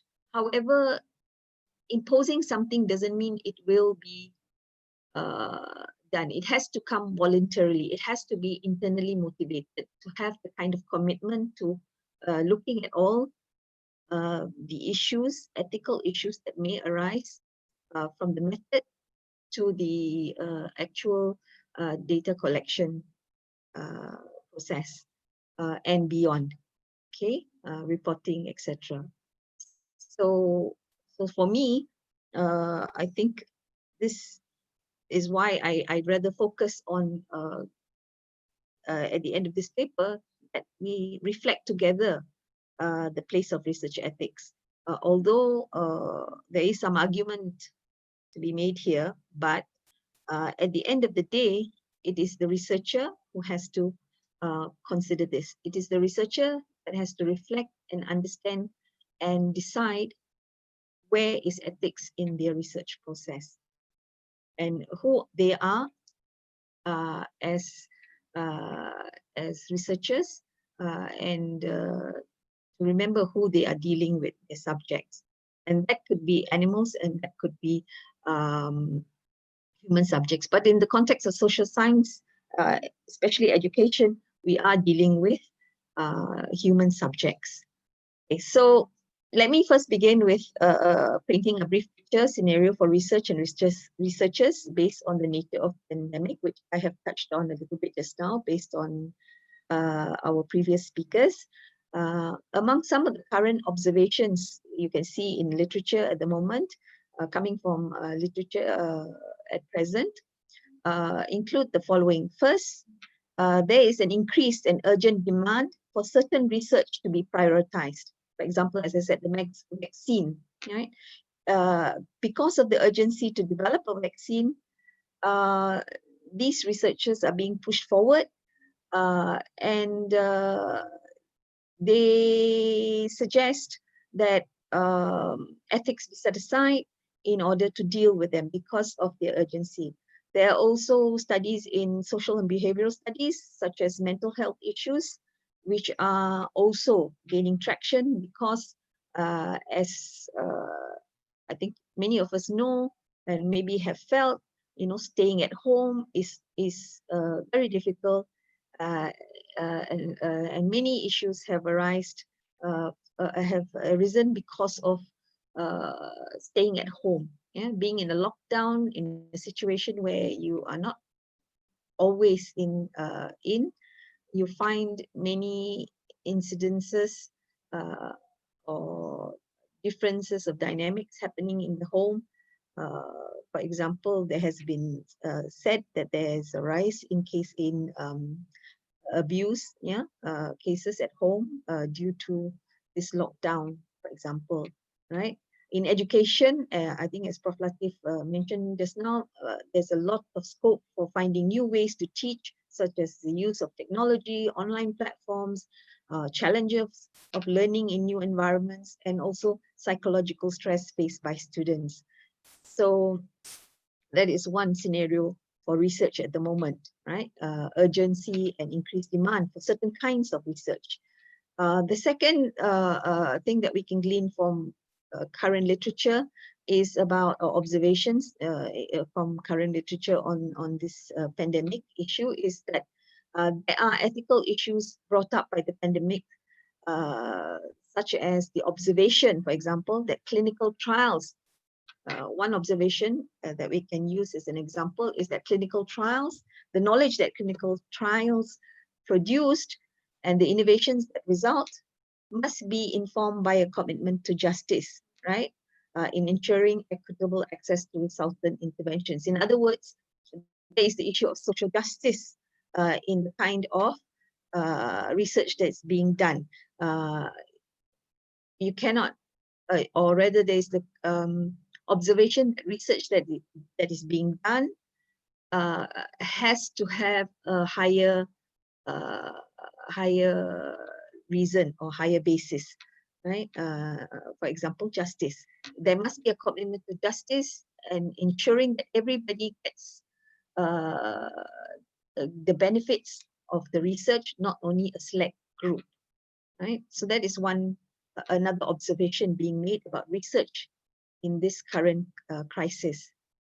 The third observation that I noticed is the relevance of maintaining focus on social justice issues, not to sideline them because we're having a pandemic, we're having an emergency.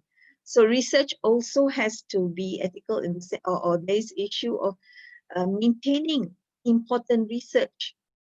Just because we're facing an emergency, we should not sideline other research that should go on because of its relevance, right? For example, it has been stated that research on the needs of children, on human rights issues, matters which have relevance beyond the virus, should continue, right? There is some evidence and a lot of issues being raised about how the pandemic has affected governance, for example, right? How because of the pandemic issues of human rights, for example, of refugees maybe not being given enough attention, for example, right? So the relevance of maintaining focus on social justice issues has also been observed, right, during this COVID-19 period. Another point that came up during when looking at current research or issues being brought up about research in this time of COVID is the need for compliance with ethics guidelines for research. And it is said that it is more critical at this time, as I mentioned before, because of not only the public health situation, but because of the social situation, changes in the social, economic, and even political situation, right, that we find ourselves in. So compliance with ethic guidelines is also an important aspect to be considered when we're looking at research during the COVID-19. And I also came across this issue about ethical oversight being practiced, right, where it was mentioned that there is some argument for rewriting the norms of research ethics during this period. In other words, to change how, for example, research boards, institutional research review boards on ethics in research involving human subjects or even animals, right, are carried out. Yeah, so there's some argument that we give some oversight, allowances. Okay, it's important, so we maybe forego some steps in the ethical process, or we become more flexible, make allowances. So this is also an important observation, that this is being argued for, right, among researchers or in research institutions. And finally, there is observation in literature that research integrity remains crucial during this COVID-19 crisis, yeah, given the need for robust, right, evidence-based conclusions. There is the understanding that integrity has to be maintained, right? So we can see tension in some of these areas. Yeah, on one hand, people say ethical oversight should be practiced. On the other hand, people say research and integrity. There's argument for research integrity being important, being crucial, and then the need for compliance with ethical guidelines. But at the same time, there's a demand for research to be done because of the situation. And no doubt, if you look at the situation, it is important that research in certain areas be conducted, right? However, where is ethics in this process? Where is research ethics in this process? Should we sideline research ethics? Should we forgo certain processes so that, or procedures, so that important knowledge can be obtained, vaccines can be developed, right? You can help people with mental issues during this time. We can look into the needs of children who may be stuck at home, right? Not only children, but students themselves who are unable to learn in the new environment. Yeah? Difficulty in obtaining access to online platforms, not having any access to online platforms or any form of technology, right? So it is an important question. Which do we? Is it a question of which do we put first, or is it that we need to focus on both equally, right? Or is it that we need to focus on one more than the other, right? So these observations suggest at the moment that there is an issue out there about the place of research ethics, right? And this is not only during COVID-19, because it may emerge again in other global crisis situations. So I think it's very important to address this at this stage and during this time, because it gives us a real life situation where we can consider and reflect as researchers about whether this is something that should be done, and how it should be done, and also come to terms with why it should be done, right?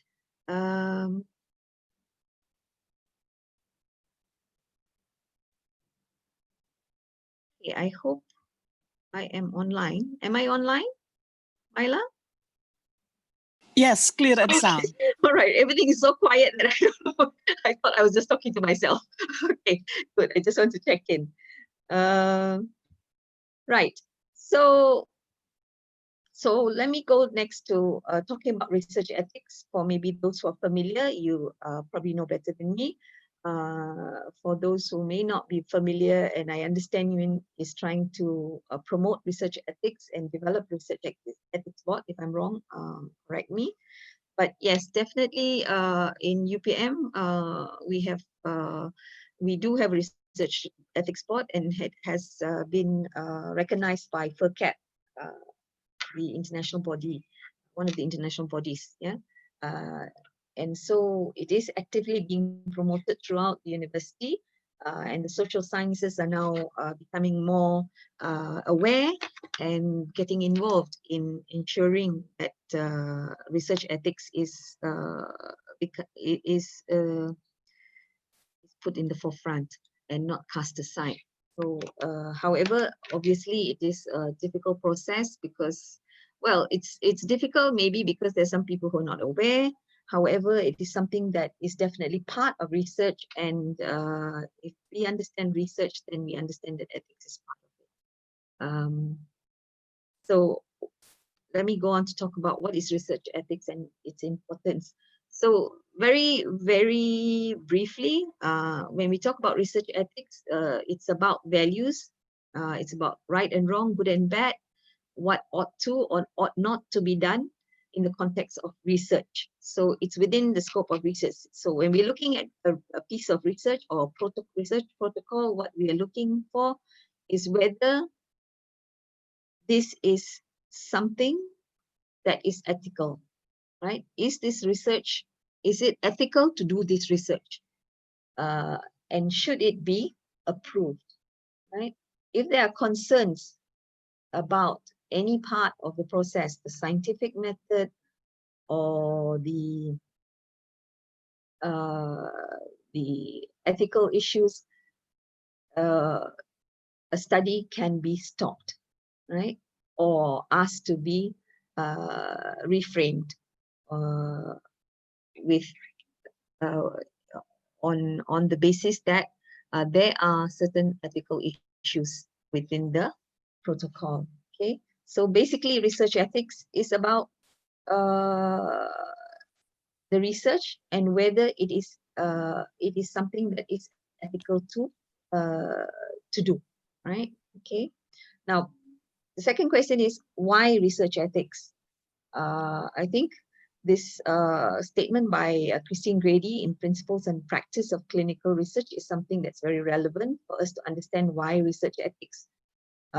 She says that the primary ethical struggle, for example, in clinical research, and I think this is not only in clinical research, but in any research, and especially educational research, where I think there is a lack of appreciation of the human subject, right? Maybe Prof. Latif might disagree, but I think since I've joined the ethics board since 2017, I noticed that when it comes to ethics in educational research, and perhaps not only educational research, but in social science research, to a certain extent, there is a misunderstanding that as long as you get the participants or subjects' consent, that is the extent of research ethics. Okay? However, that is not the only aspect of research ethics. So coming back to what Christine Grady says in the Principles and Practice of Clinical Research, the primary ethical struggle in clinical research is that a few individuals are asked to accept burden or risk as research subjects in order to benefit others in society, which is very true. We're sampling, we're taking some people to represent the rest of the population, and these people are taking on the risk. In clinical trials, obviously, there's more risk, but I don't I do not think that it's only when in medical situations that there's risk. Even in behavioral sciences, when we ask people to take part in experiments, for example, and that those are also categorized as clinical research or clinical trials. Or even when we do qualitative research and we interview and we talk to people, subjects, that they are asked to accept the burden or risk as research subjects on the phenomena we're studying in order that it benefit other people, right? So there are ethical concerns about this. And as Christine Grady says, the ethical concerns arise specifically because of the potential for exploitation and or abuse of these human research subjects. And that happens sometimes. Researchers are not fully aware of what they are actually asking. For example, in educational research, what exactly they're asking children, right? Teenagers, adolescents to do when they ask them certain questions. What exactly it means to ask whether you're facing problems learning, for example. It might be a very innocent question, but I think for me, I do not know whether Prof. Latif agrees, but I think it is a very it's a very loaded question when you ask a young person, a child, for example, or even an adolescent, whether learning is difficult for them.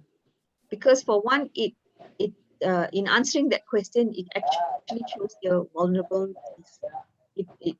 And it's someone, or it's in response to a piece of paper, right? And I think researchers, educational researchers, for example, in this example that I'm giving, might not appreciate that. And part of ethics is appreciating all the fine and complex aspects of doing a research and asking questions and trying to get to knowledge so that it can be helpful to others. However, the process involves someone, a subject. It's not just somebody. That person has a name, has feelings, has issues, have problems. So when you're approaching the subject, it has to be understood that you cannot make use of them, right? So this is something that I found in reviewing protocols, research protocols, that it is not very evident to many people. This occurs. It's not evident or not appreciated that this level of concern should be there on the part of the researcher. Maybe because we are so focused on what we can get, we forget to appreciate that what we are getting is coming from a person with feelings, with a person who is not just physically but mentally present. So we do need to consider the human subject, right? And it's not only children, whoever is the human subject, whether they're adults, young people, children. I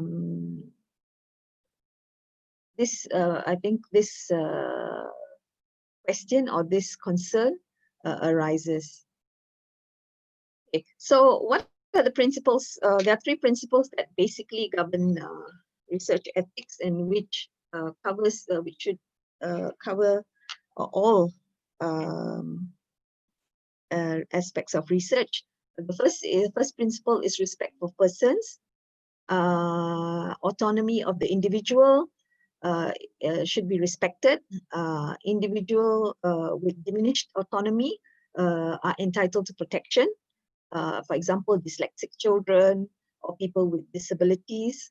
In fact, in reviewing protocols, I found personally, as well as collectively in the board, that these are not considered, adequately considered, right? When they deal with children with disabilities or people with disabilities, sometimes there is not enough or adequate attention being paid to the fact that you do need to get their consent.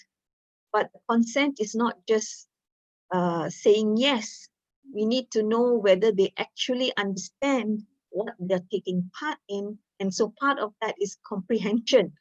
And something very simple as ensuring the informed consent form that is being used in research to obtain permission to conduct the study among the group of subjects should carry a level of, should understand that the language, for example, being used should be at a level that can be understood by a lay person, an average person. And an average person doesn't have very good comprehension. So research has shown that, this. So it is important that the autonomy of individuals is respected by making sure that they are given correct and adequate information in a form or manner which can be understood by them, and that includes in the language. So sometimes researchers do have this idea that, oh, okay, we shall do this research in English, and so we'll give the informed consent form in English, but they don't consider that the sample, the subjects that are involved, that they are going to include in the study, may not have language capabilities in that particular language that they're using. So by doing so, they are actually not being unfair, right? So this is the third principle, which is justice. So you should ensure that everybody has a fair chance to take part. By using a particular language, you may stop others from joining in. And this I have come across this in reviewing certain research protocols from social science faculties, and not only social science, I think across the board, right? Okay, so the second principle is beneficence. And I think my time is 12:30, so I think Myla might be trying to move me forward as soon as possible. So after I finish the principles, I'll move on to the main part of the paper. So beneficence, which is basically do no harm, right? I think that's a very important principle that many people do not appreciate, because the idea of harm is,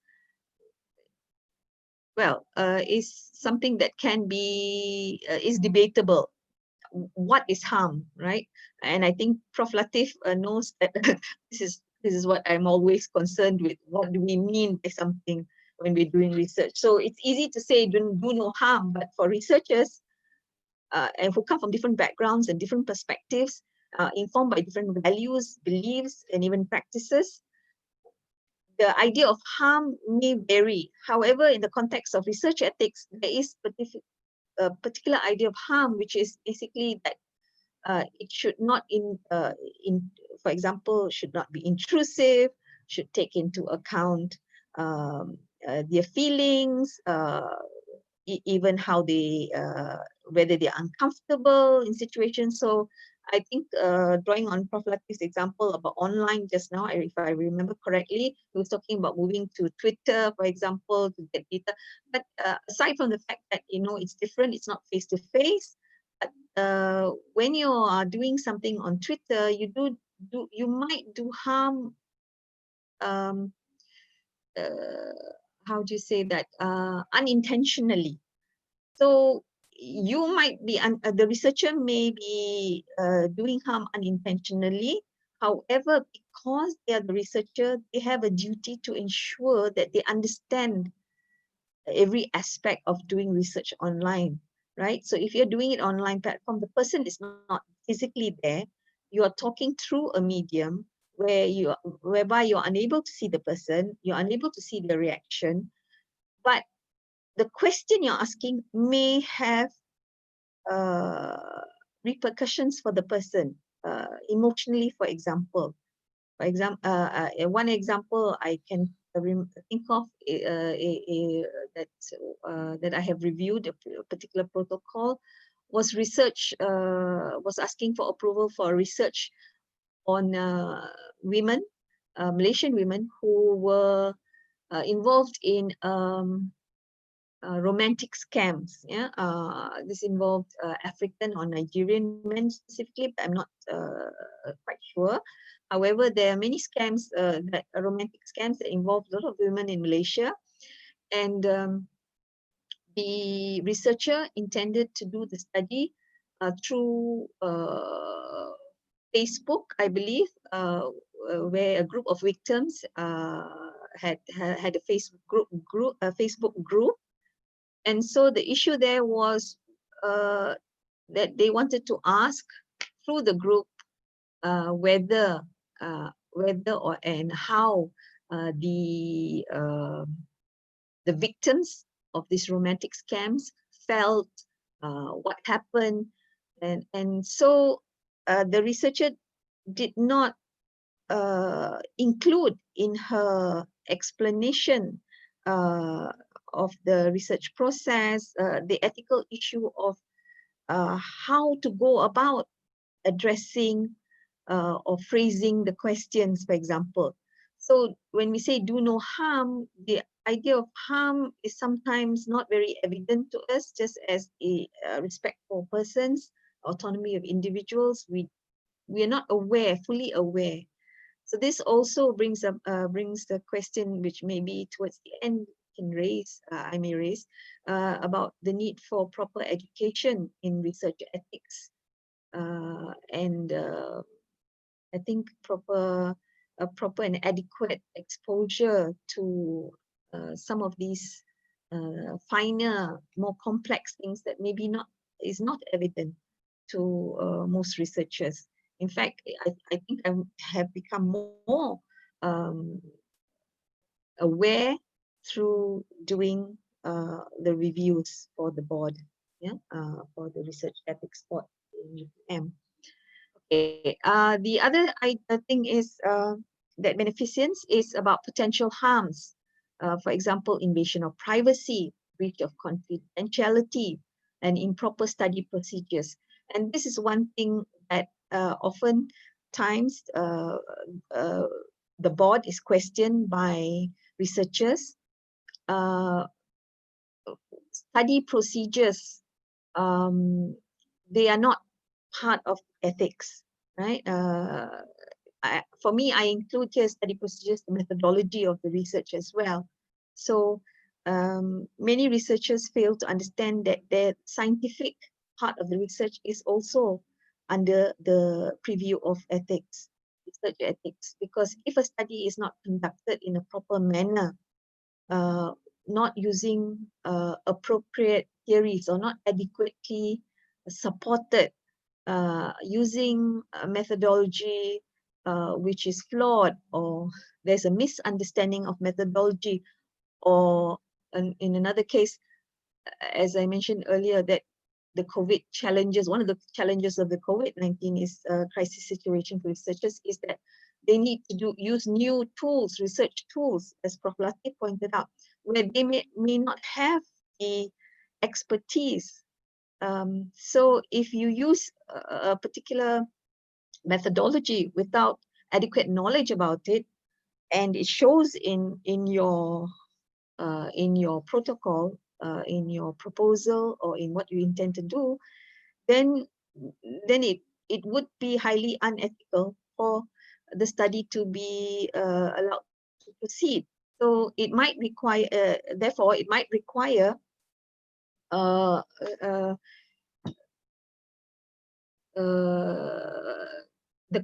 right expert to be as part of the team. So if it's a PhD supervisory committee, maybe you need to add this person with this kind of expertise, say methodological expert, to be included, or statistical expert to be included. I mean, I know from my own experience that I'm not a quantitative or qualitative person, so, and I'm more philosophical. So obviously I would require as part of the supervisory committee team to have someone from who has the particular expertise, and that's very important. Okay, the final principle is justice, and I think I already touched on it. And justice, when we talk about justice, it refers to benefits and risks of the research must be distributed fairly. So sometimes we find that there's great risk for little benefit, or the risk is too great, even though the benefit may be good. So there must be a fair distribution, which sometimes we need to look at each research separately. However, the researcher needs to understand that benefits and risks are very important. The risks must not outweigh the benefits, because if risks outweigh the benefits, then the subject is being treated unfairly in order to obtain certain results. So this is very important. All right. So what is the importance of research ethics in this context, meaning in the idea itself? Since the purpose of research is to develop generalizable knowledge in order to improve communities and society, the use of human subjects as a means to secure such knowledge should be done correctly, appropriately, ethically, and in order for that to be done, there must be respect for their safety, security, dignity, and autonomy. These are important things. Without this respect being there, and this respect needs to be in the mindset of the researcher or research team, and should be evident in the research proposal, research idea, at all aspects, from planning all the way, I think even from conceptualization for me until the publication, for example, at all levels, at all points, respect for the safety, security, dignity, and autonomy is necessary of the subject. At the end of the day, the researcher obtains the knowledge by using the subjects. So they must be very aware that this is being done at the expense of subjects. Though the benefits are there, this is where it's necessary to show how that benefit is obtained without harming and with respect for the subject. Okay, so since time is catching up with us, I will move on to the third part. Okay, so why is it important to make sure that ethical standards are met by upholding the basic principles? I think I would argue that it validates if ethical standards are met by upholding these basic principles that I talked about, justice, beneficence, and respect for persons. The research that we conducted is ethically obtained. The knowledge is ethically obtained. I think for most of us, maybe save a few people, if the knowledge is ethically obtained, then it is something that we would use freely and feel that it is useful to us. If it is something that is ethically questionable, even if it benefits society, we would question how it was obtained.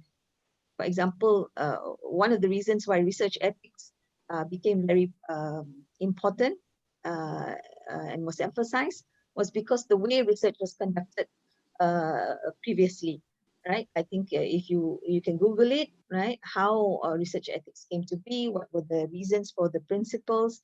If you look at some of the research that had been done in some of the historic cases, the subject was used in such a way that they were unaware, for example, that they were ill or were misused in order to get certain knowledge, right? So in this sense, maybe if we are having trouble with appreciating this point, then maybe we have to consider what is knowledge, right? If something is obtained in such an unethical manner, or there are issues with how it was obtained, or whether maybe it was not obtained with the proper considerations being given to the subject, maybe we have to consider whether this is under the category of knowledge. Okay. Maaf, So Doctor. Yes. Could you wrap up in Speed 2 up, yeah. minutes, please? Yeah, thank you. All right.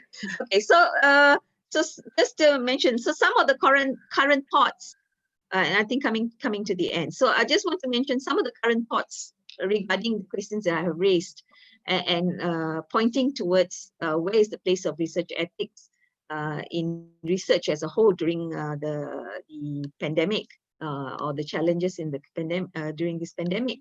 For one, there's no difference between pandemic or non-pandemic. Researchers should give proper attention, as I mentioned, adequate consideration, for example, to all the aspects, risk, benefit, harm, irrespective of the situation.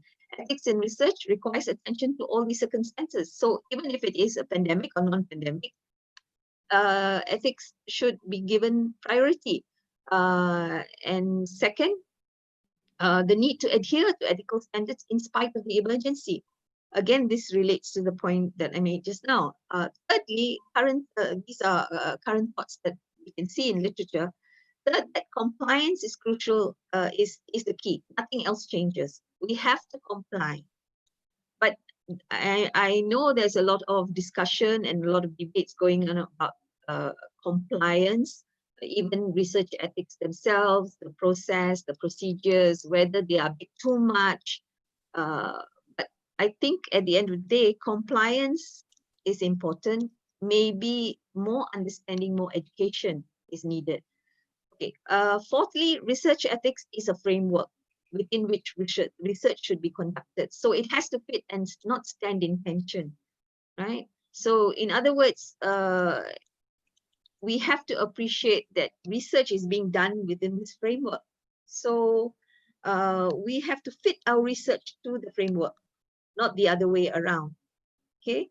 And the fifth point or fifth aspect that we can find in current thoughts about this issue about the place of ethics is that transparency, meaningful consent process, and community engagement need to be emphasized. So especially in this time of COVID-19, what we are doing as research, we should be very clear to the subject what is involved in the research, what may happen to them. So in developing a vaccine, what is going to happen to you? You may be very healthy, but by going through the process to develop the vaccine, to being part of the clinical trials, this is what is going to happen to you. And do you really understand the implications, right? Another point is who's going to benefit first? What ethics do we use, right? So there is this issue about once we develop something, who's going to get it first? Is it going to be the rich people?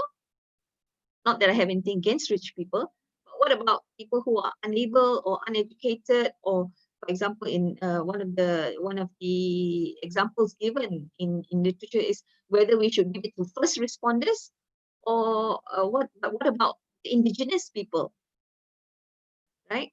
So this is another thought about the place of research ethics. Another point is emergency. Even though there's an emergency, there is a need to retain the standard, not abandon them, not argue that it's an emergency and forget the rules, right? Maybe flexibility, maybe reviewing protocols faster, but maintain standards. Another point is we don't reconsider research ethics. We improve our understanding of focus. This is another thing another point that comes across from literature about the place of ethics.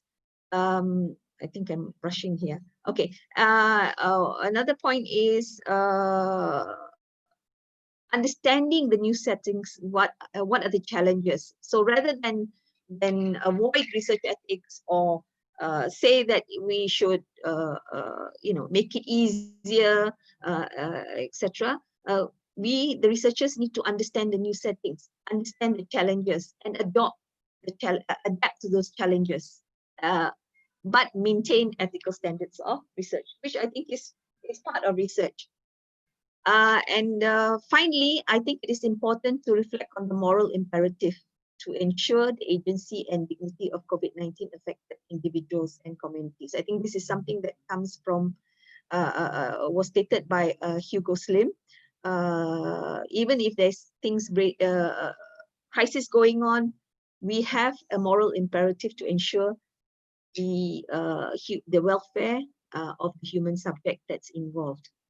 All right. So finally, so from this perspective, I think we should not. We find that there is an idea that we should not reconsider ethics in research during any crisis situation. What is necessary is to uphold the standards and consider the complexity and conditions and adapt them to the ethics. So the ethics, research ethics is the framework. All right. And in fact, it is even more important to be vigilant during this time. Okay, I think I will stop there. I think I made my point at the end there. But I also want to emphasize that we need to take care. We need to ensure that in research, as researchers, we have a desire to help, to understand, to learn, to do things quickly, but it shouldn't overshare the basic principle of do no harm. I think I end with that. And I think we can all reflect on that. So thank you very much, Myla. Thank you very much for listening. I had to move a bit fast. Sorry about that. Thank you very much. Thank you, Dr. Suraya. We shall proceed to the next session, namely the question and answer. I'm going to read some questions for each speaker. The speakers will then respectively respond to the question. I think there are 15 questions for 12 questions for Prof. Stephen, and there are 6 questions for Dr. Suraya. I will read one by one, but maybe later when you answer it, you can just wrap up as a summary. We have only 15 minutes to finish all of this. Yes. Okay. The first question from Pak Bukhari for this is a 12 question for Prof. Stephen from Latif. The first question: how to investigate social behavior? For example, teachers and students interaction in teaching and learning process during pandemic for both quantitative and qualitative approach. Okay, how to investigate social behavior. Okay, the second question from Ibu Endah, how to use secondary research data to generate works that is innovative or renewables. How to use secondary research data to generate work that is innovative or renewables. And the third question is, what are the... Sorry, Dr. Mela, can we do one question at a time? Okay. I won't remember them all anyway, so. Okay, okay, one by one, yeah. Okay, the first question is how to investigate social behavior, for example, teachers and students interaction in teaching and learning process during pandemic for both quantitative and qualitative research approach. Yeah. Okay, Bismillahirrahmanirrahim. Thank you for the question. It's a difficult question. And I think it starts with going back to Dr. Suraya's emphasis again on definitions. How do we define social behavior in a pandemic situation? So the first thing you need to do, I think, as a researcher is define what aspects of social interaction are you talking about? Because in a situation where students and teachers are just doing online learning, that's the extent of their social interaction. So you're really doing an online learning study, which means that you have to look at all the different ways that they're interacting. So what media are they using for interaction? How frequently do they interact? What is the nature of the interaction? Is it lecture-based? Is it discussion? So these are there's a lot of questions and definitions that you first have to come to a sort of agreement with yourself and your team about what is the focus of your study and what is it that you actually really want to study. Once you've identified that, I think then you can begin to look at methods. Of course, you have to identify your questions, the main questions of your study as well. And then you have to look at your methods. So of course, methods questions always come out of good research questions. So first, what are the questions that we're asking in this study? What are the definitions of those things that we're studying? And then we can begin to look at what are the methods. So until you really answer those questions, it's hard to say what is the appropriate method. So for example, if you're looking more at their behavior, online behavior, interactive behavior, you could do something like a discussion analysis, looking at how they interact, or, in terms of the discussion forums that they use and how they interact in those discussion forums.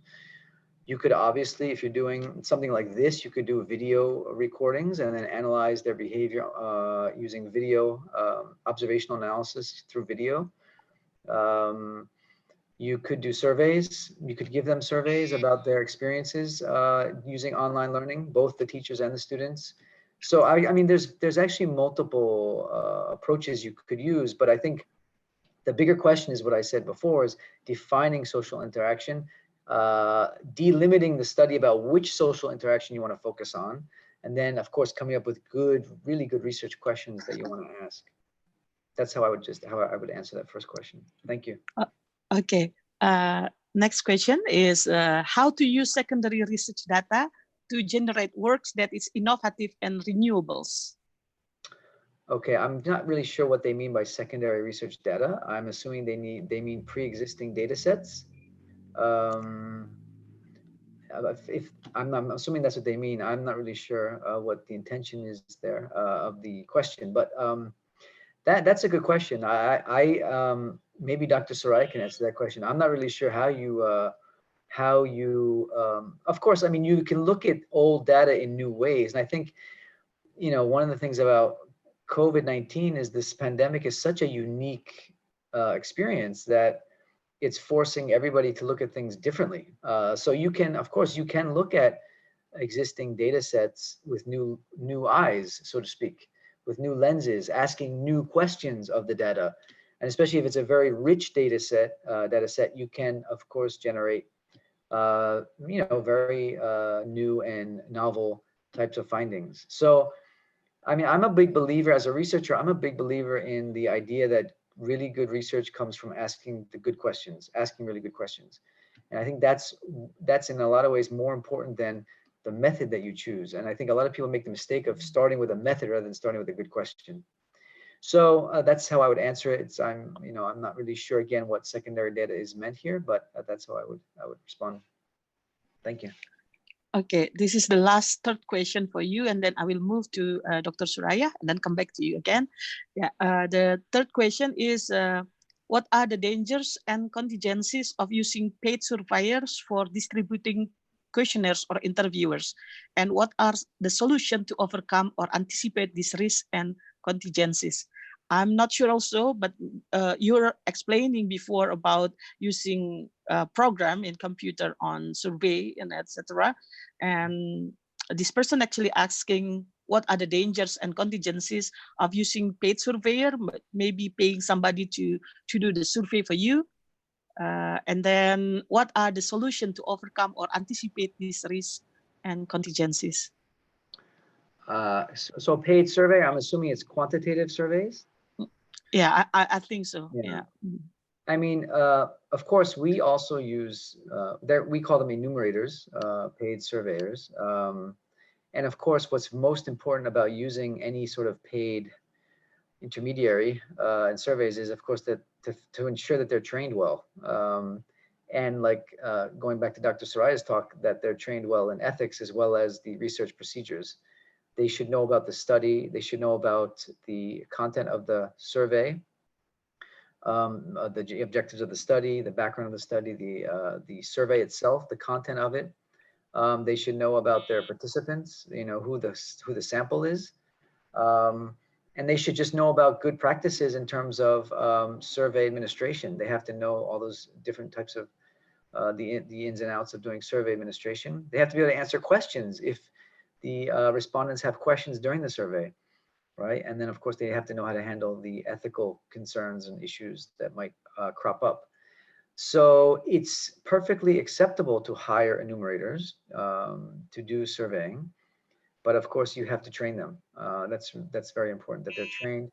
We usually will use our students, graduate students, and others outside who do this kind of thing a lot. So they're already familiar with research and the research process, and so they're You know, so we really we often just have to train them on the exact details of that particular study, you know. So yeah, just make sure that they're prepared. Just make sure they're very prepared. Yeah. Okay. The next question, I will move to Dr. Suraya. Three questions for Dr. Suraya. The first question is from Bapak Bukhori. What are the most appropriate issues and designs for educational research during pandemic for lecturers and undergraduate students research project? What are the most appropriate issues and designs for educational research during pandemic for lecturers and undergraduate students research project? For your information, in Indonesia, to graduate the undergraduate program, you should write a research project or a short thesis. Yeah, atau yeah. Okay, please, Dr. Suraya.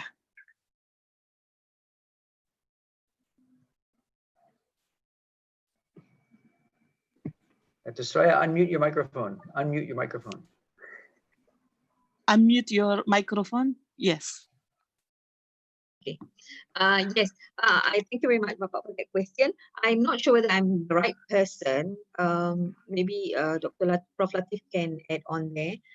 However, in UPM, in our faculty, for the undergraduate students, they are required to do a project paper, final year project paper. And at present, the final year project paper involves doing a small study. Of course, because of one is time constraint, not necessarily just time constraint. However, I think the knowledge that undergraduate students have and also their exposure and experience of doing research that generally, I'm not sure with the Prof. Latif because the different department, but in general, the education departments, we tend to recommend that students do quantitative descriptive studies rather than do experimental study, but it depends on the field of study. So if you're asking me what they would recommend, I think it would depend on their training. What have they been exposed to? Because if they just do research with no, and this goes back to ethics, if they do research with no knowledge or no knowledge or experience or in doing a certain methodology, for example, then it would be unethical to allow them to do that research, because in the conduct of the research, how they develop the instrument, how they approach the methodology, sampling, etc., how they even understand what they're doing, may be still weak. So if they're not exposed to a particular methodology, then I think it would be unwise to ask them to do anything which is not within their understanding. Of course, they have supervisors who would guide them. However, they should have a proper training in their course leading up to doing the actual research. And of course, postgraduate students similarly, yeah, a student who's done courses in quantitative and then suddenly wants to do qualitative, this raise concerns if they have no training, and that sometimes does occur. So I don't know whether that answers the question or not, but that's how I see the answer. Yes. Okay. I will read another one question, and I'm sorry because the time is we are almost done. So one more question for you, but then they have all your contact. Maybe if they want to have a collaboration, no problem. they can continue with you. Okay.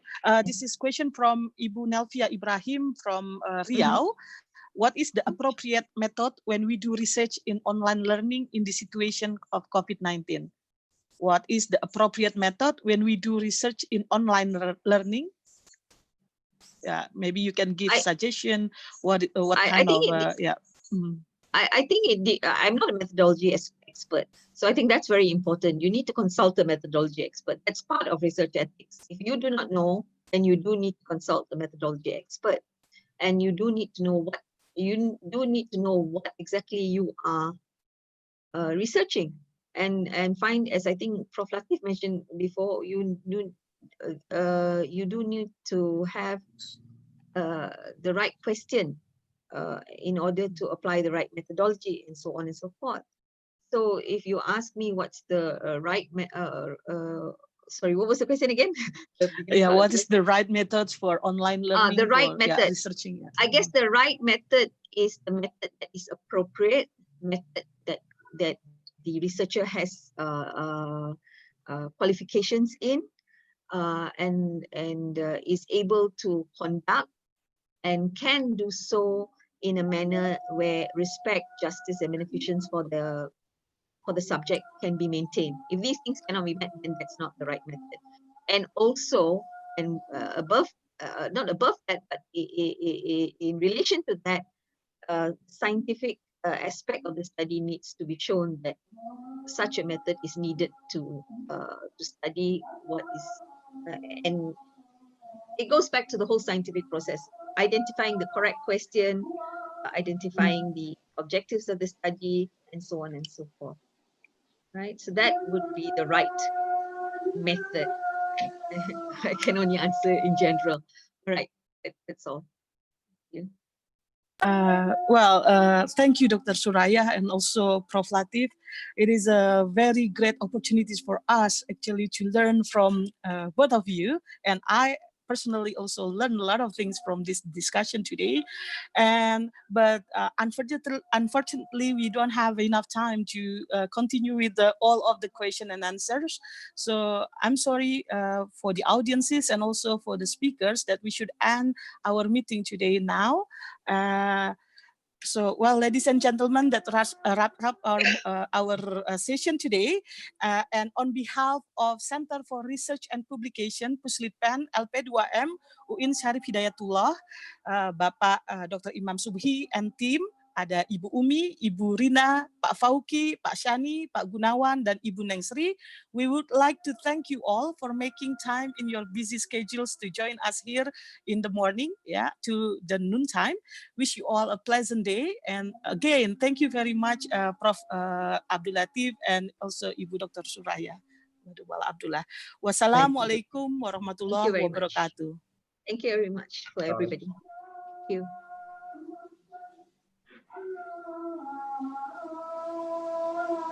Waalaikumsalam warahmatullahi wabarakatuh. Salam warahmatullahi wabarakatuh. Very much. Thank you. Thank you.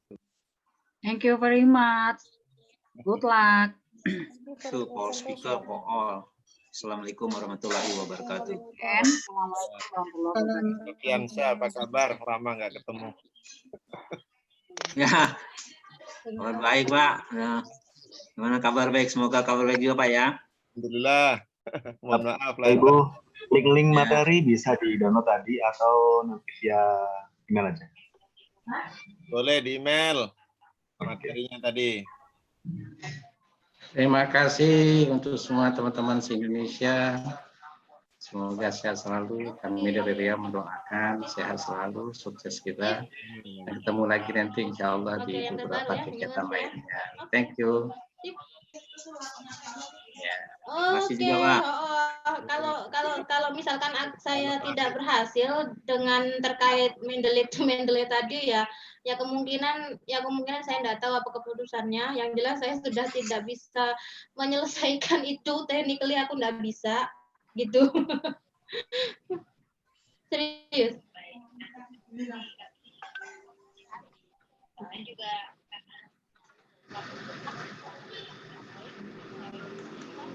Of course, yes.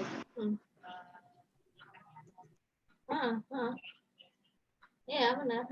Karena itu tadi supporting device itu juga mempengaruhi device yang satu dengan device yang, apalagi Windows to Mac itu totally different ya. Kadang-kadang saya juga heran, ini hasil MacBook kok kayak gini, hasil dari Windows kok kayak gini gitu. bukan permasalahan mahal murahnya sebuah LP ya, tapi ya itu tadi problem of device program of device itu kan totally different gitu aja. Oke, Bu Mahmudah. Oke, makasih ya, Pak. Ya, Sun. Assalamualaikum.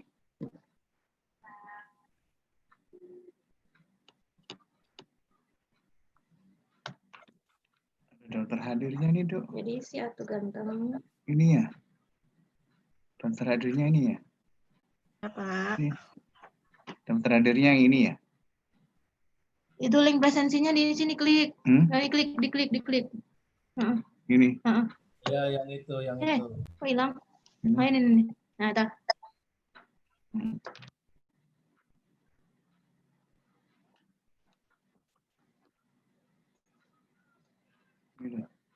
Jadi si Atu ganteng saya. Tadi hadirin. Surname ini. Ini. Iya, surname.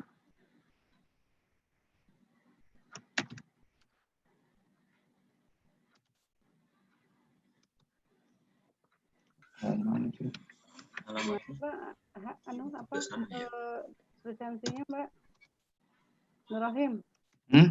Gimana ngisi kehadirannya? Ini baru muncul ya? Aku dari tadi. Aku dari tadi. Bukan ininya daftarnya. Mana aku juga belum nemu mana sih? Ini udah ketemu. Ada tadi itu di apa namanya? Mana di partisip di ini. Di mana?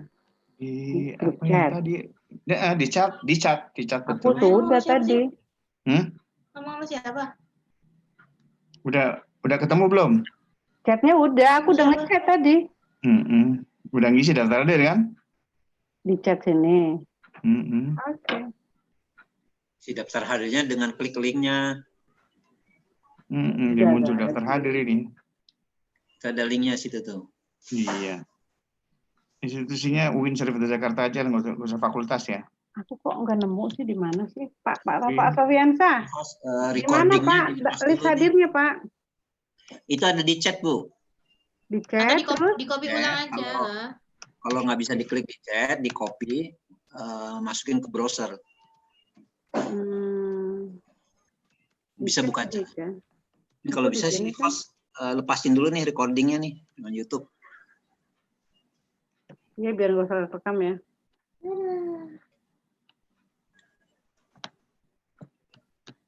Ketemu Bu daftar hadirnya linknya?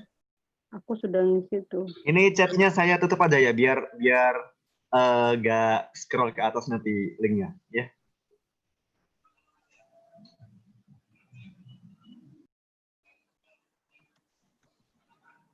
Saya matikan fitur chatnya dulu, terus saya kopas linknya yang tadi biar gak scroll jauh-jauh ke atas. Ya, yang di terakhir biar mudah semuanya. Karena banyak itu. Itu link yang ada di YouTube sama ya dengan yang sini ya? Aduh, kok hilang nih? Saya ngisi kok hilang tadi tuh. Udah mau selesai. Ya ke sini balikin lagi. Mana? Ini ke Nah, klik. Yang mana Ya Allah ya Rob. Apa di YouTube sama? Tuh.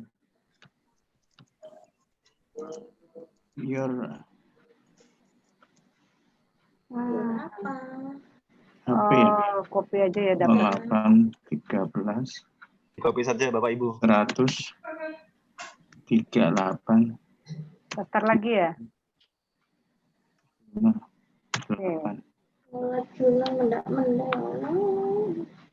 Akhirnya gimana itu? Katanya mau dikondisikan katanya. Nanti saya bilang kalau sore ini saya nggak bisa mengatasi teknik lip album saya. Oke Bapak Ibu sekalian ya, saya undur diri ya. Ya sama-sama Pak. Semoga bisa ngisi daftar hadir semua. Undur maju.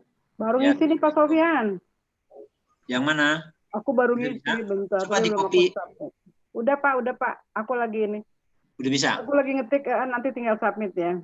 Oke. Ini pakai ini lagi nggak? Apaan? Ini. Ya nggak usah, kan itu udah recorder.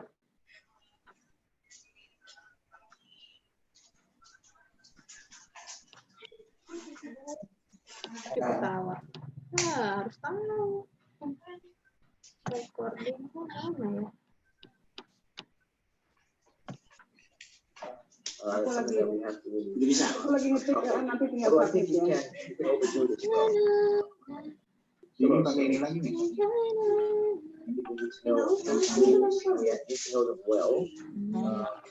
Oke. Jadi kita ngisi dah submit langsung ya. Halo.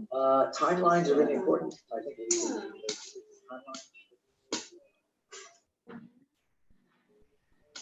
Oke.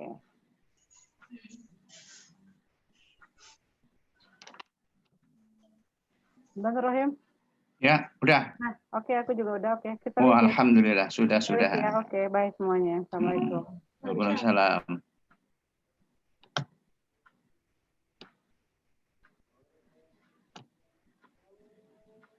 Mana ininya? Liftnya mana lift? Ini lift sini. Assalamualaikum. Halo Pak Dr. Nur Rahim. Ya. Apa? Gimana? Sukses? Sukses. Sukses, alhamdulillah. Alhamdulillah. Segala puji bagi Allah. Amin.